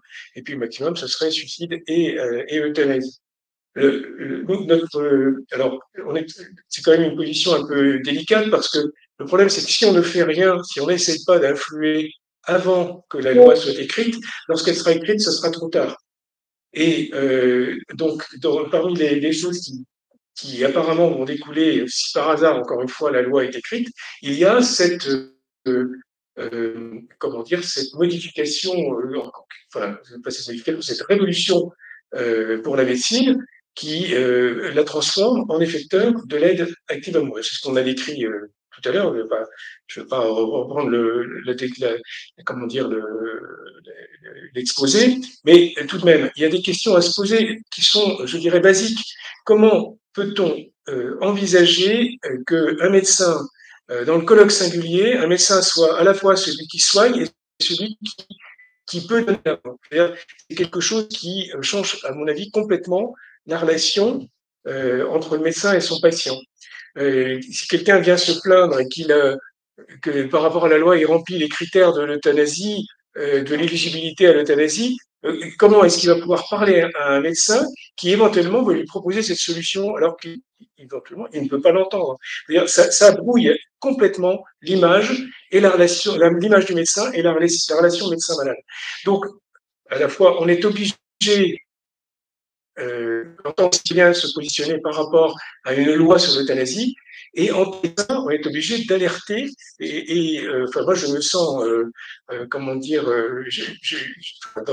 j'essaye de ne pas subir les choses, j'essaye plutôt de les orienter quand je peux. Là, c'est la raison de mon action, c'est qu'il faut absolument faire comprendre à ceux qui vont décider, c'est-à-dire vous, les parlementaires, les conséquences d'une telle évolution. C'est comment dire, une loi à tiroir avec des choses très graves dans les tiroirs qui suivent la loi principale. Voilà ce que je veux dire. Alors peut-être que aussi l'expérience des autres pays. Puis dans le film que j'ai vu, apparemment il y a quelqu'un d'autre d'entre vous qui l'a vu, Mourir n'est pas tué. D'abord je voudrais dire que je vais je vais le faire projeter au Sénat. Donc Bernard de la Villardière est d'accord pour le faire et il va venir pour le projeter au Sénat au moment et il va venir pour le projeter au Sénat au moment où on dit précisément de la loi. Et je trouvais extrêmement, enfin, les choses sont montrées de façon assez crue finalement. Alors sur les médecins, Théobourg intervient aussi dans ce film. On voit en Belgique une dame dans une salle d'attente qui a 80 ans, on lui demande ce qu'elle a, elle n'a rien, elle en a assez. Donc elle veut mourir. Je ne sais pas, enfin jusqu'à quel point ça peut laisser de marbre les tenants de l'euthanasie que de se dire que on va comme ça froidement tuer une femme qui n'a pas de difficulté. Donc encore une fois, dans la tête des Français, l'euthanasie, c'est la fin de vie où il ne faut pas mourir dans la souffrance. Ça n'est pas je suis en santé physique, bon, j'en ai assez et on va me tuer. Enfin, moi, de ce que dans les discussions que j'ai, dans ce que je lis, c'est ça qui ressort. Et c'est ça, je pense qu'il faut quand même faire valoir. Hein, c'est que, encore une fois, ce à quoi pensent les gens, c'est pas du tout ce qui est devenu l'euthanasie. Et ça, la façon dont ça dégénère, les conséquences que ça peut avoir. Voilà. Alors, moi, je maîtrise évidemment moins ça, mais ça, vous pouvez vous très bien le faire valoir entre la relation patient-médecin, ça c'est important. Mais la façon aussi dont l'euthanasie dégénère, c'est-à-dire, voilà, on finit par non plus soulager des gens en fin de vie, mais tuer des gens qui se sont un poids pour la société, et une société le fait bien valoir aussi. Hein. Ça, je pense que ça peut être aussi mis en valeur. Mais je crois qu'il y a, en fait, il y a de nombreux arguments qui peuvent être mis en avant. Il ne faut en lâcher aucun. C'est la raison pour laquelle on a. Je pense qu'on a tous vu dans notre exercice des personnes. Je pense qu'on a tous eu dans notre exercice des personnes âgées qui nous disent docteur, j'en ai marre, je voudrais mourir. Et qu'un on connaît bien et tout ça. Et qu'un jour après, je sais pas, un moment ou un autre, il leur arrive un problème de santé et là, ils ont peur de mourir. Ils font docteur, faites quelque chose, hein, parce que moi, je veux pas mourir. Et alors que, peu de temps avant, il disait, mais docteur, j'en ai marre, je veux mourir. Donc, c'est compliqué le fait de vouloir mourir. Et je pense que, bon, effectivement, c'est un peu différent l'euthanasie et le suicide assisté. Dans le suicide assisté, étant donné qu'on va donner un médicament au patient et que c'est le patient qui va prendre ce médicament, et a priori, il est vraiment pas bon, il ne faut pas le prendre par hasard, il faut vraiment qu'il le prenne volontairement, on sait que le patient, il voulait vraiment mourir. C'était vraiment sa décision. Alors que quand c'est nous qui le faisons, est-ce qu'au dernier moment, est-ce que le patient avait vraiment toujours envie de mourir? On aura toujours quelqu'un dans la famille qui pourra nous dire, mais il a vécu de pas en pas, je vais qu'il est plus si cohérent que ça. Donc, est-ce que vraiment on pouvait prêter attention ou importance à ce qu'il nous a dit, docteur, vous l'avez tué. Voilà, on va se retrouver avec ce mot-là. Docteur, vous l'avez tué. Celui-là, c'est quelque chose qui est touché par tous les palliateurs et tous les gens. C'est l'ambiguïté de la demande. Hein, est très bien que l'être humain est très complexe et qu'on peut désirer quelque chose qu'on ne demande pas et demander quelque chose qu'on désire. Et ça, c'est un truc de base. Désirer quelque chose qu'on ne demande pas et demander quelque chose qu'on désire. Et ça, c'est un truc de base quand même chez l'être humain, à peu près normalement constitué, on va dire. Et puis, il y a une autre complexité, moi, qui vient dans la question de pourquoi un médecin serait indispensable et la notion de soin, c'est quand même qu'il y a aussi une défiance globale de la population vis-à-vis du corps médical, beaucoup plus qu'il y a 5 ans, 60 ans, 100 ans, je ne sais pas. On l'a vu avec la vaccination contre le Covid, etc. Il y a quand même une défiance plus importante et pourtant, c'est à la médecine qu'on demande ça. Donc moi, c'est aussi un point que j'aimerais comprendre. Pourquoi, alors qu'il y a plus de défiance, c'est quand même aux médecins qu'on va demander de faire ça. Moi, je comprends. Enfin, pour moi, ça rentre dans le même cadre de l'ambivalence extrêmement profonde de l'être humain, qui est une ambivalence souvent inconsciente. Et ces deux niveaux d'ambivalence, moi, m'interrogent sur le fait que c'est quand même qu'on va se demander au point de cette demande. On va essayer de respecter les horaires, il nous reste un avant parler. Et puis, citer un article à relayer. C'est un article de Higgins, qui était psychanalyste, quelqu'un comme ça, et que j'ai connu personnellement au moment de la fondation des soins collectifs auxquels j'ai participé.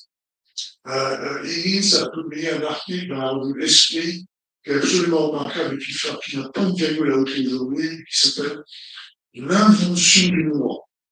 C'est-à-dire qu'à l'époque où on extrayait de la scientification de la médecine, de la biographie, etc., une sorte de parcellisation concernant la mort, avec des choses un peu particulières, mais on fait monter tout ça en arrière et on a tendance à trop oublier et à être dans des règles de l'immédiateté. Tout ça a existé.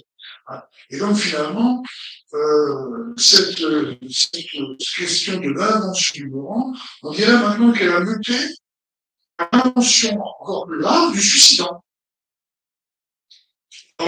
C'est par rapport au facteur, à la condition elle-même, on a inventé le mourant comme une histoire scientifique particulière, devant avoir des réponses scientifiques particulières, alors qu'il ne relève au bout du compte que de l'éthique de la décision, et si possible répondue partout, donc tenue par des médecins généralistes et qui sont en voie de déshérence de la profession pour des raisons convergentes avec le reste.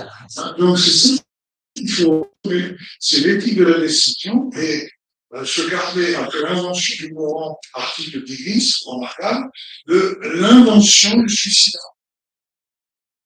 Repris par la civilisation, et tous les débats qui nous animent ce soir, qui ne sont pas non fondés, mais qui sont quelque peu à côté essentiels en ce qui concerne l'éthique. C'est intéressant.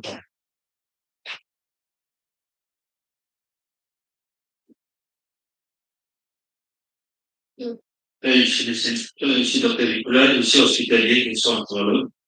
D'abord, je voudrais vous féliciter pour cette initiative. J'ai participé à un roman à des réunions de ce type. Parlez bien dans le micro, si on entend par là. On va participer à un roman phonique. Comme ça va? Oui, c'est mieux, oui. Donc, je suis docteur Nicolas, je suis gastroentérologue hospitalier. Centre hospitalier, centre je vous félicite déjà de cette réunion. Je pense que ça vient un point nommé pour que nous puissions nous retrouver et surtout débattre ce que nous sommes en train de faire, c'est extrêmement important, notamment ce qui nous tend au nez, disons, les choses comme ça. Moi, je reviens sur la position du Conseil de l'ordre, soit qu'on a débattu et comme dossier, sur la variation de l'avis du Conseil de l'ordre, celui qui est en 2018, qui était par rapport à cette dernière qui est un peu plus, disons les choses, c'est le gardien du temple, c'est sur des valeurs fondamentales de la médecine, et je ne pense pas qu'il appartient au Conseil de l'ordre de pouvoir épouser l'ordre du temps qui va à l'encontre de ce qui est fondamental, ce que vous l'avez dit, c'est-à-dire le principe même de la médecine. C'est pour ça qu'on a élu un conseil pour pouvoir, par exemple, moi, cet après-midi, je n'ai pas eu le temps de nous habituer, comme je suis peut-être qu'une certaine union devait passer passer d'un point de vue simple. C'est une question fondamentale et que l'on a dit quelque chose sur lequel vous n'êtes pas pensé à cela. Mais il appartient au Conseil de l'ordre qui est détaché de toutes ces contingences humaines, de toutes ces contingences émotionnelles par rapport à la pression de la société, par rapport à cela, de rappeler ce qui est le principe fondamental de la médecine. Et je pense qu'il est fondamental que nous qui sommes ici, parce que c'est nous qui connaissons les concepts qui sont rappelés à ceux qui nous représentent, de pouvoir donner un point de vue clair, même si ce point de vue va à l'encontre de la majorité d'entre nous, si majorité il y a, tendant à modifier ce qui existe en ce moment. Comme vous l'avez dit, c'est le paradigme de la médecine qui change. Et dans ces cas, alors, il faut réécrire tous les textes sur lesquels la médecine se base, parce que nous prêtons serment pour soigner. Le mot, c'est soigner, comme on le dit souvent à la télé, à la radio. Le médecine, c'est pour soigner, c'est pour soulager, c'est pas pour donner d'abord. Or, ce qui est dit clairement ici, il faut dire les choses, l'euthanasie, suicidacité, ce sont les cas, c'est la mort, c'est on appartient en vie de la société confiée aux médecins ou aux soignants de donner d'abord, ce qui est clairement pas le cas par rapport à cela. C'est quoi?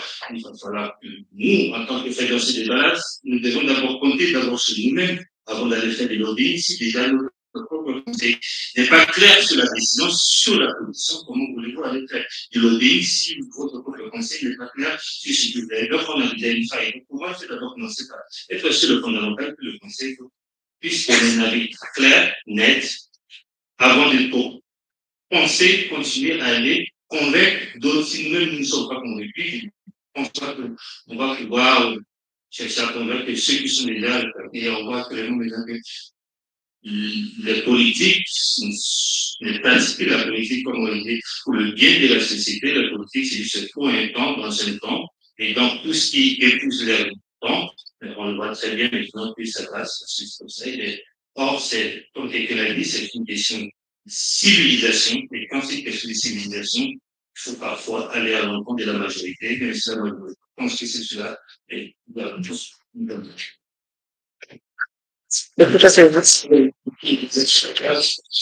Et si vous avez compris ou introduit justement la deuxième question, donc voilà, est-ce que la médecine serait faire c'est une partie est-ce que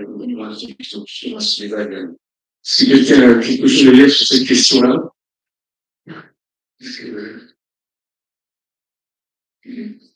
Ces questions, quand même, on doit pouvoir répondre quelque chose, parce que en quoi est-ce que la présence d'un médecin, autant concret d'euthanasie dans sa réalisation, serait indispensable? Je pense que c'est indispensable. Je pense que le médecin, dans ce cas-là, il est plus fort que son de l'équité du geste, je ne sais pas comment dire, il y a des influences très nombreuses qui peuvent apparaître pour pousser un patient à l'euthanasie, et je pense que le médecin est vécu comme une barrière qui va protéger son patient contre les dérives qui peuvent avancer. Il est clair que, comme l'a fait tellement évoqué, quand on regarde les débats, ce qui s'est fait dans d'autres pays, il y a quand même beaucoup d'euthanasie, pour des raisons financières, vraiment glauques, autour d'une personne. Et donc, je pense que c'est comme ça. Il y a besoin d'un garant. C'est clair qu'il y a besoin d'un garant. Mais, besoin d'un garant, mais alors, excusez-moi, un garant de quoi? Parce que, un garant légitime, que ce soit la volonté, effectivement, la volonté de ça, c'est pas la volonté de quelqu'un d'autre. De son entourage, il sera intéressant. Et ça, on comprend très bien, dans notre association, on le dit, la question, c'est une situation où le code pénal, le sixième commandement, et pour quel bénéfice? Pour la société. Encore, le patient, bon, il peut se faire euthanasier par un médecin, il voit un bénéfice, franchement, est-ce que la société là-dessus, je ne suis pas un personnage, je pense que là. Hein, on va dire, passer de vie à trépas par choix, et le dire selon le protocole, et de toute manière, je veux dire, peu importe qui va le faire. Pour moi, le risque, le problème qu'il pose sur un médecin qui le fait, pèse beaucoup plus lourd que l'avantage, l'inclusion, la garantie du fait que ce soit le médecin qui fasse. Je suis complètement d'accord avec vous. Je dis juste que je pense que c'est comme ça. Ah oui, d'accord. Vous pensez que c'est ça comment dire, le récit pour les patients. Ça arrive. Non, ce que vous disiez tout à l'heure, simplement pour une question d'organisation de territoire. Les médecins, ils en ont partout, c'est une question de placement. Je pense que c'est pas finalement aussi. Parce que c'est quand même ça plutôt la bonne raison. Après, il y a deux autres remarques que je vais faire sur ce que vous dites. La remarque sur l'ambiguïté de la fin de vie, il y a une illustration qu'on a. Vous frappez, parce qu'on a entendu parler beaucoup du suicide de Godard. Vous savez, le cinéaste Godard a eu un suicide. Godard, oui. Jean-Luc Godard. Jean-Luc Godard. C'est son suicide réussi après 20 tentatives. Alors, 20 fois, il a décidé lui-même, et il va arriver, hein, et il a été en Suisse, et là, c'était fait. Moi, je pense que c'est du très bien, en évidemment, ce qu'il y a dans ces demandes-là. Voilà. Donc, l'autre chose qu'il y a, je pense, dans le débat, il faut que le débat soit très fort, c'est que la demande sur l'euthanasie est faite par derrière beaucoup de demandes sur le suicide assisté, et que cette demande vient de gens qui sont des intellectuels, avec des gros égos, et qui ont une peur non seulement, c'est pas seulement la peur de la souffrance au moment de la mort, c'est la peur de la déchéance, de la perte de leur capacité. En fait. Il y a une chose qui se fait très bien, c'est qu'il y a une très grande majorité, je sais plus si 80 ou 90% des gens qui deviennent paraplégiques par accident demandent le suicide. Illustration, je ne sais pas si vous connaissez le Claude Porco, j'en ai entendu parler. Il vient de décéder. C'est la plupart de son discours. Et je le demandais dans mon sens. Juste, je reviens sur mon annonce, parce que j'ai quand même travaillé avec pas quelques années. Justement, vous aussi bien connu aussi, alors, il disait très bien du texte, s'il y avait un flingue, si on avait tiré dessus, jour sur les signes un peu de temps après, il aurait accepté, bien entendu. Et après, il a transformé son handicap en grande volonté de démontrer à tout le monde que la vie a plus d'importance que ce que la mort. Et deuxièmement, j'ai travaillé en Nord-Militaire, donc j'ai vu plein de jeunes qui étaient massacrés par un accident ou autre, et ces gens-là rebondissaient également parce qu'il y avait d'une part une émulation avec les autres, on se sent assez exceptionnel quand même, je trouve. Les gens ont envie de vivre, qu'ils aient 20 ans, 15 ans, ou 60 ans, ils ont envie de vivre. Donc, je pense qu'il faut leur donner la chance aussi de pouvoir vivre. Et vous prenez l'exemple du poste du Bordeaux, mais c'est vrai qu'il faut mourir. Je pense qu'on veut tous mourir quand on est le syndrome ou autre, tout au moins départ. Mais des exemples, 1000 exemples de gens qui sont vraiment au fond du trou et qui sont en fait. Ces gens-là sont morts avant de oui, c'est justement des grands dangers. Je suis y allé. Ils sont déplacés à Paris pour être entendus. Merci. Et je te remercie de nous avoir représentés. Merci. Moi, j'ai été bien sûr écouté. Et on est face à une institution qui fonctionne avec d'autres institutions, qui doit être plus grande, qui doit être. Et puis encore une fois, on est dans l'anticipation de texte de loi n'existe. Et c'est là qu'il y a une piège, c'est-à-dire que le jour où le texte de loi va exister, et ben, ce sera pour l'entretemps parce qu'il sera adopté au Parlement. Donc c'est vraiment, on est dans une situation où on va essayer de faire bouger les choses, de sensibiliser, de faire du buzz, d'attirer l'attention sur des questions, expliquer par exemple. Je peux poser une question? Oui. Oui, c'est un commentaire sur les flingues 2 et 3, parce que en me disant, une idée qui me rappelle à quelques années en arrière, du temps de la peine de mort. La présence du médecin, là, pour l'euthanasie, c'est un petit peu comme si, du temps de la guillotine et avant les lois Badinter, un mécréant notoire, irrémédiable, allait être condamné à mort et pris d'un dernier sursaut par rapport à la crainte de la mort ou à une question éthique ou philosophique personnelle, il demandait à ce que, finalement, il ne peut attendre de signer un prêtre.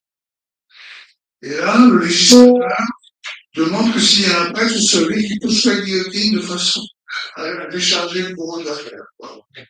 Donc on en est là. C'est la métaphore m'a sauté aux yeux là ici, je n'avais pas fait avant, mais à vous lire, c'est à ça que je pense. Le prêtre, ou chevet du condamné à mort, prend le rôle du bourreau, et c'est lui qui va avoir la responsabilité d'appuyer sur le bouton électrique aux États-Unis ou sur le bouton en France. C'est rigolo. J'avais juste une question par rapport à cette question numéro 2, pardon, je crois que vous êtes passé à la 3 déjà, mais dans ce film là, que j'ai vu, que nous sommes deux à avoir vu, j'ai souvenir d'avoir vu un médecin qui préparait donc un patient, qui installait, me semble-t-il, une perfusion, et qui lui disait voilà comment il faudra appuyer pour finalement déclencher la dose. Donc le médecin fermait la porte et voilà, suicide assisté, et partait. Et la personne qui voulait donc se suicider faire. Mais est-ce que pour autant vous vous sentirez dédouané de toute responsabilité en quelque sorte, en ayant juste fourni les moyens et en n'ayant pas fait le geste final? J'ai pas dit qu'on se sentira Non, mais c'est oui. Là, au moins, on sera sûr que le patient, il voulait vraiment. C'est ça, d'accord. L'ambiguïté voulait exister même à la veille du geste. Oui. Et autrement, est-ce que ça vous paraît plus acceptable en tant que médecin de vous arrêter finalement avant le geste final ou pas, par rapport au rôle qu'on veut vous faire endosser? Justement, le mieux, c'est ça. Si jamais les législateurs n'ont rien à voir avec le soin, parce que de la même façon que tous les jours le soleil se lève, tous les jours la gravité est là pour nous faire tenir debout, le médecin, s'il souhaite, c'est ça qui tue. Bon, là, ça sera beaucoup plus simple, on ne sera pas impliqué. Mais effectivement, c'est une question qu'on a posée au Conseil national de l'ordre des médecins. On m'a dit, mais qu'est-ce que vous faites en cas de suicide assisté? Est-ce que le fait que, par exemple, est-ce que vous prescrivez le produit? Et si vous prescrivez le produit, est-ce que vous ne pensez pas que vous faites partie du procédé de la procédure? Moi, j'ai pas de réponse à ça, sauf que, précisément, si on décide que je n'ai rien à voir avec l'histoire, s'il y a une procédure de suicide assisté, c'est un PAC. Probablement en Suisse, on l'a vu tout à l'heure dans ce que nous a extrait du texte de la SAP Emmanuel, il y a un médecin qui prescrit. Est-ce que c'est le médecin traitant? Je ne sais pas. C'est pas indispensable. Si jamais il y a une procédure de suicide assisté, il peut faire partie des militants qui prescrivent, qui ont la place du médecin traitant. Mais c'est sûr que, en théorie, le médecin traitant ne devrait rien avoir, enfin, le médecin du patient ne devrait rien avoir dans la procédure. Rien de concret. Après, ensuite, c'est ça. L'engagement et la conscience et l'éthique font qu'ils n'ont pas à prescrire. Normalement, s'il s'abstrait de ce système de la procédure, il ne doit pas prescrire. Et c'est un législateur d'imaginer un système dans lequel il y a un prescripteur qui serait. À ce moment-là, on sera dans une situation où il y aura des médecins qui sont contre, des médecins qui sont pour. Mais donc, apprendre un médecin qui est pour faire la prescription. Après, dans l'absolu, quand on prescrit certains médicaments, des anxiolytiques, à un patient ou des antidépresseurs, à un patient qui est déprimé, dans l'absolu, il peut aussi prendre sa boîte en entier et se suicider avec. Hein. Oui, mais vous ne la prescrivez pas pour ça. Non, mais quand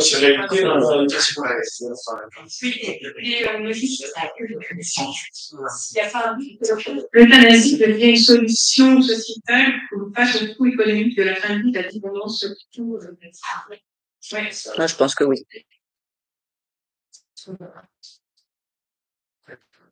Moi, je pense que c'est une vraie question.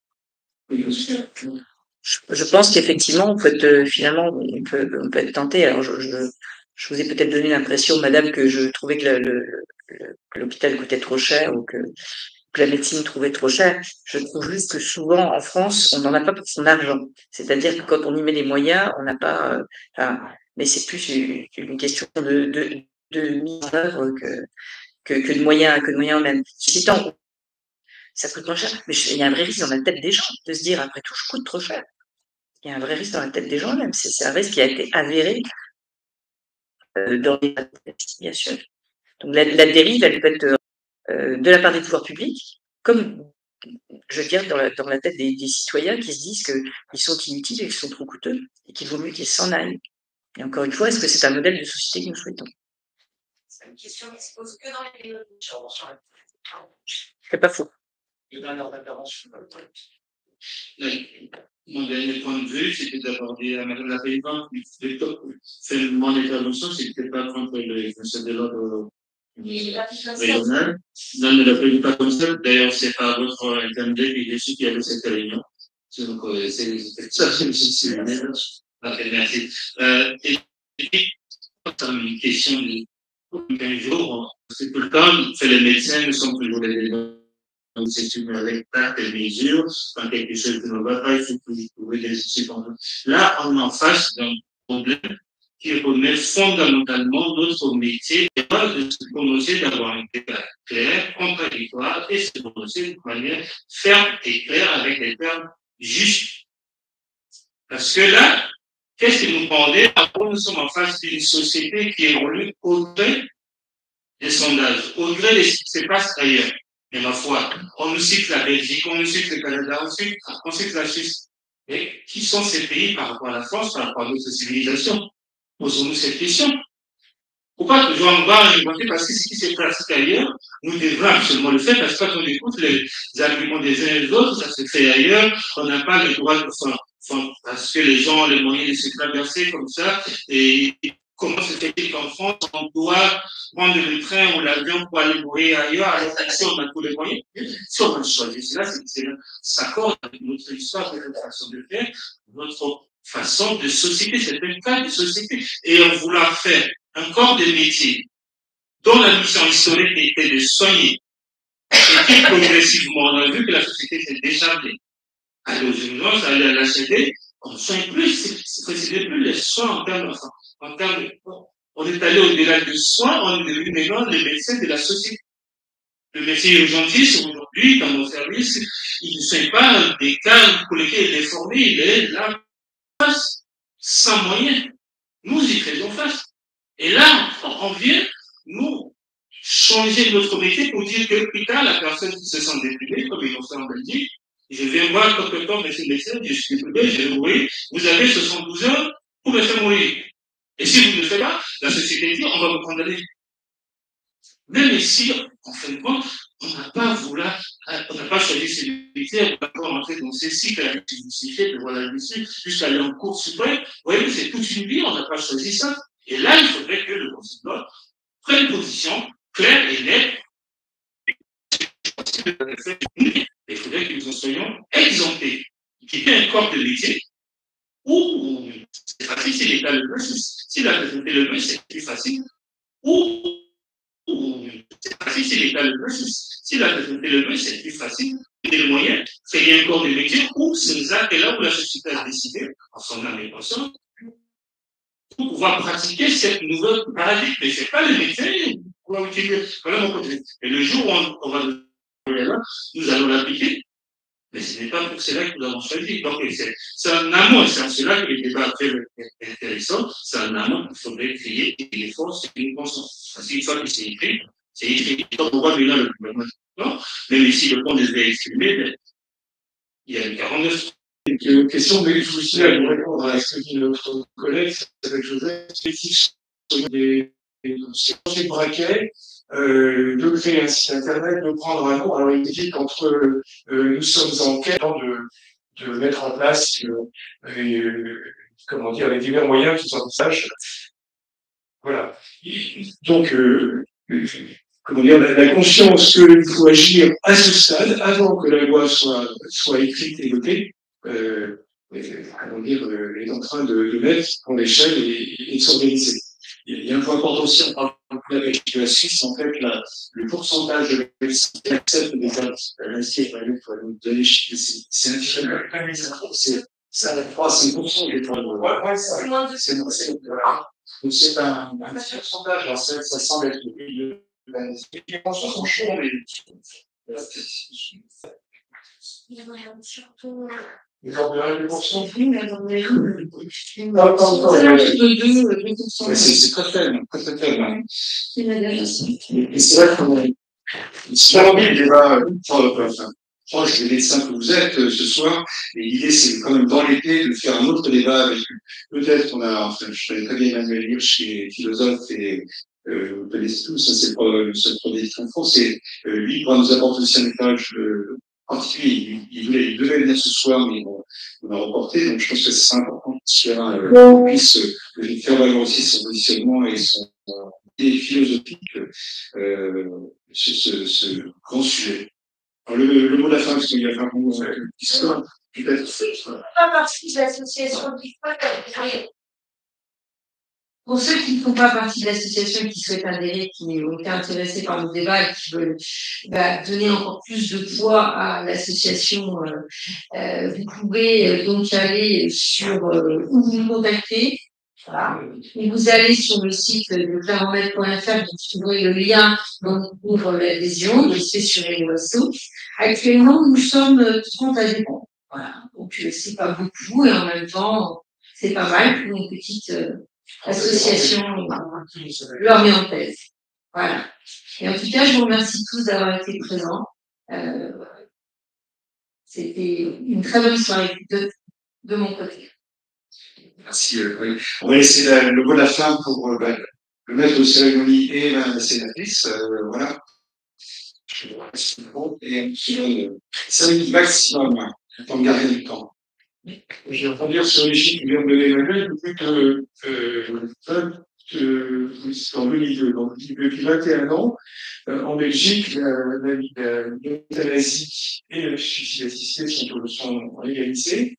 Et pourtant, elle vient nous dire, il y a moins de 2%, il y a 2% des médecins qui font des euthanasies.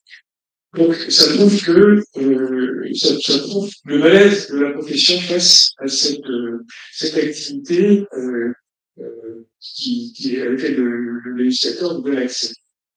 Et je pense que c'est là-dessus qu'il faut, comment dire, jouer.